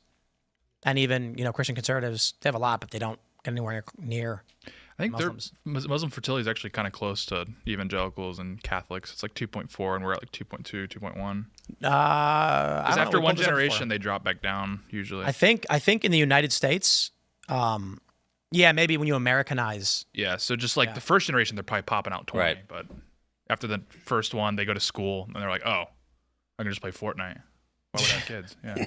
That's funny because that was like a gag my brother was pitching me a long time ago where it's like sleeper cell terrorists sneak into the southern border and they're like, they have a plan to commit an act of terror, but 4 years later, after like the Biden admin, they're just fat and on welfare. Yeah. And they're like sitting on their couch overweight.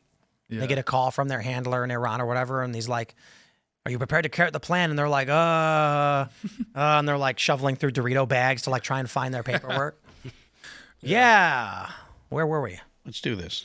No, but your general point, Tim, is totally right. There was actually a Financial Times article. It was kind of funny when he tweeted out. He was like lamenting. He was like, my fellow progressives, you are sacrificing the future to these scary conservatives there. I mean, start having children. And it's like, well, that's kind of like not, that's kind of like embedded in the notion of being a progressive is like you're going to like abort your own kids, you're probably not going to get married, et cetera, et cetera. I mean, think of all the climate change. Right, exactly. You Exactly. can't have kids. Right. Yeah. So scary. Bad for the earth. Bad for the earth. It's bad for the earth. They're probably going to end up right wingers, considering all the garbage that's on the internet. Yeah. Yeah. Can't have kids. That's a terrible idea. Yeah.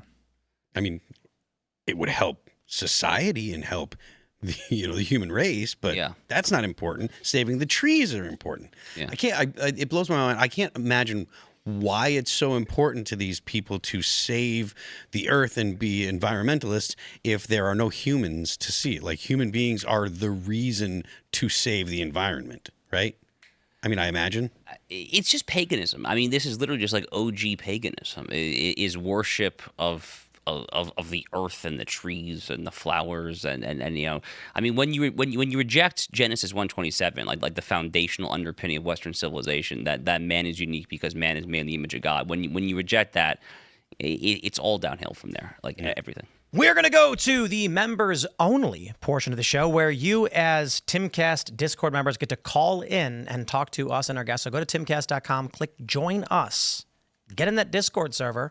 And you can also watch on rumble.com/TimCastIRL. You can follow me at TimCast on Instagram and X. Subscribe to my YouTube channel, youtube.com/@TimPool. Check it out. And we'll go around. You want to shout anything out, brother? No, look, I mean, I'm in town, as I said, to speak at the National Conservatism Conference this week. So, it's going on. You can check out the content on social media at NatCon. The speeches all get posted on YouTube afterwards, not live streamed, unfortunately, there. But I'm on a panel tomorrow speaking about the Bible and American renewal. That is our panel. So it should be a fun one. I will give the Jewish perspective, but. This is an amazing conference. It's 1,200 attendees, which we shattered our own record by about 200 people, which I think was the conference last year. So, I was there earlier for a little bit. It is buzzing. It is active. I mean, this is where the energy is at. This is the MAGA America First movement, and it's great stuff. So I'm just happy to be here, and it's been great to chill with you guys too. Right on. Cheers, man. Follow me at Real Tate Brown on X and Instagram. I'll be at NatCon tomorrow as well. We'll be throwing some interviews up on TiMCast News. So make sure you follow TiMCast News. And if you're there, come say hi.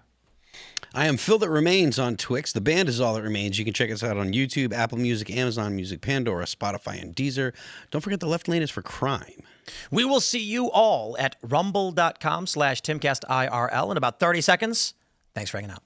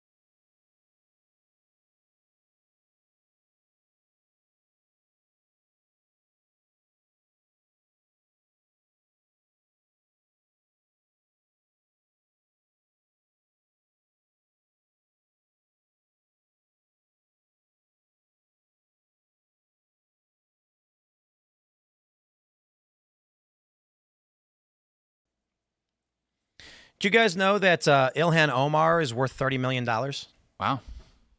Yeah. That's quite a bit more than we expected. Yeah, and she was denying she was a millionaire, but she's super rich. And this is fascinating. So she started a winery, and her last filing showed that its assets were like $100K. Now it's between 1 and 5 million. Oh, but it was between 15 and 50 before. Now it's between 1 and 5. Hey, congratulations. That's really amazing. Making a winery, getting up to $1 million plus in assets is pretty good. Maybe it's $1 million and 1. Who knows? Maybe it's 4.9. That's I have tremendous respect for entrepreneurs who start businesses and more power to her. Yeah. Now, where's the rest of that 25 million coming from? Rose Lake Capital Assets, a venture capital firm run by her husband, saw tremendous growth where apparently they have $60 billion in assets under management. Huh. Why would anyone want their assets to be managed by the husband of a member of Congress? Great question. Very salient question. Yeah, what? Huh. Why would you do that? Yeah, well, in the winery, I mean, that really aligns with her Islamic values, That's interesting as well. So she's it's like usury and wine. I mean, when you think Islam, that's what you think. So it's really usury and wine. Yeah, she's very, And the incest does track, to be fair. But The Minneapolis shooting was probably in her congressional district, wasn't it?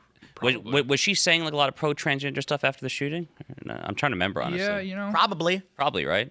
I don't know. These people are wackaloons. Because when you think of Islam, the first thing you think of is like pro-transgenderism, right? I mean, But there's some down. are they actually also wrong? I mean, look, if the system is collapsing, and their attitude is just extract as much as you can from the system as it burns to the ground. Yeah. Why not? I mean, that's happened historically quite a bit. Is just raid the treasury. I was watching a podcast. Some dude was saying that no civilization has ever recovered from a population decline with fertility at 1.3. Yeah. So he's basically like, it's all done. It's over. Don't even fucking you playing. literally, most European countries I think are already below 1.3, or at least like half of them probably. Yep. Yeah. Well, and they're all the pronatal policies, which are worth pursuing, I suppose, are not working either. Mixed results at best. Right. At best. At least it's not getting us close to the Correct. target. It's worked a little bit like in Hungary, but it's not a little bit. The only, it's vaguely European, but European is Georgia, where they just had their patriarch just bless every third child or whatever. If you just had a child, I think he would just bless them directly, and their birth rates like shot through the roof. I think now it's finally tapering off, but yeah, it was something like that in the Georgian Orthodox Church. He would just like bless like a firstborn or something. Wow. And yeah, their birth rate shot through the roof. So I don't know how you do that in America. Maybe like your local quarterback for your NFL team will throw your kid a football or something. Maybe that would help. Unironically, actually, I think that would affect the birth rate. This is really funny. I pulled up, there's more than one of these stories. A gamer inherits a legendary console from his grandfather, and the question he poses to experts, blah, blah, blah, made them all feel old. Reddit user got a PS1 from his grandfather, and a heated debate emerged. And they're like, from your grandfather? What do you mean? And it's like the PlayStation came out in 94. Bro, my dad bought a Super Nintendo. Yeah, my dad had a PS2. And, my dad's in his 60s. Mm-hmm. People were shocked when they found out that Ilhan Omar had a 22-year-old daughter. Yeah. They were like, what? How old is she? She's 40. And they were like, oh. Yeah. She has like a 20-year-old daughter or whatever. Mm-hmm. Yeah, my dad had a PlayStation 2. See, back in the day, Great. a woman would be 20 and have a baby. Then she would be 40, and her daughter would have a baby, and she'd be a 40-year-old grandmother. I was going to say, am I misremembering, or is Lauren Boebert a grandmother? I think she might be. She might be, yeah. Probably. I could be wrong with that, but I feel like... Wouldn't surprise me. Lauren Boebert, like her, love her or hate her, she looks like the kind of girl that would have a daughter young, a child at a young age. She is. You see that? She is, right? I thought her eldest tribal tattoo on the side she's got. Wait, hold on. She became a grandmother at 36. What? I told you. I told you. That's what I thought. That's exactly what I remember, but I wasn't sure of it. Yeah. Right. Wait, how old You is tell her by son? the tribal tattoo on her side. She's thrilled about no tax on tips. It's very waitress behavior. Good, but Her son is That's 20. a great thing. So she had him when she was like 17? It's great. I'm pro that. I'm not. I'm I'm busy laughing at a 'cause it's young funny. age. No, I'm pro. That's Yeah, she was 17 when she had him. To be honest, that's only a little early historically. Yeah. 20, 21, about 20 years old was like the normal age.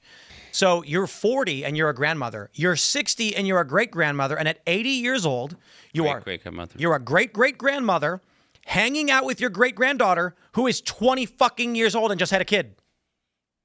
And that happened all the time. And then as time went on, we had further and further apart. Now it's like, man.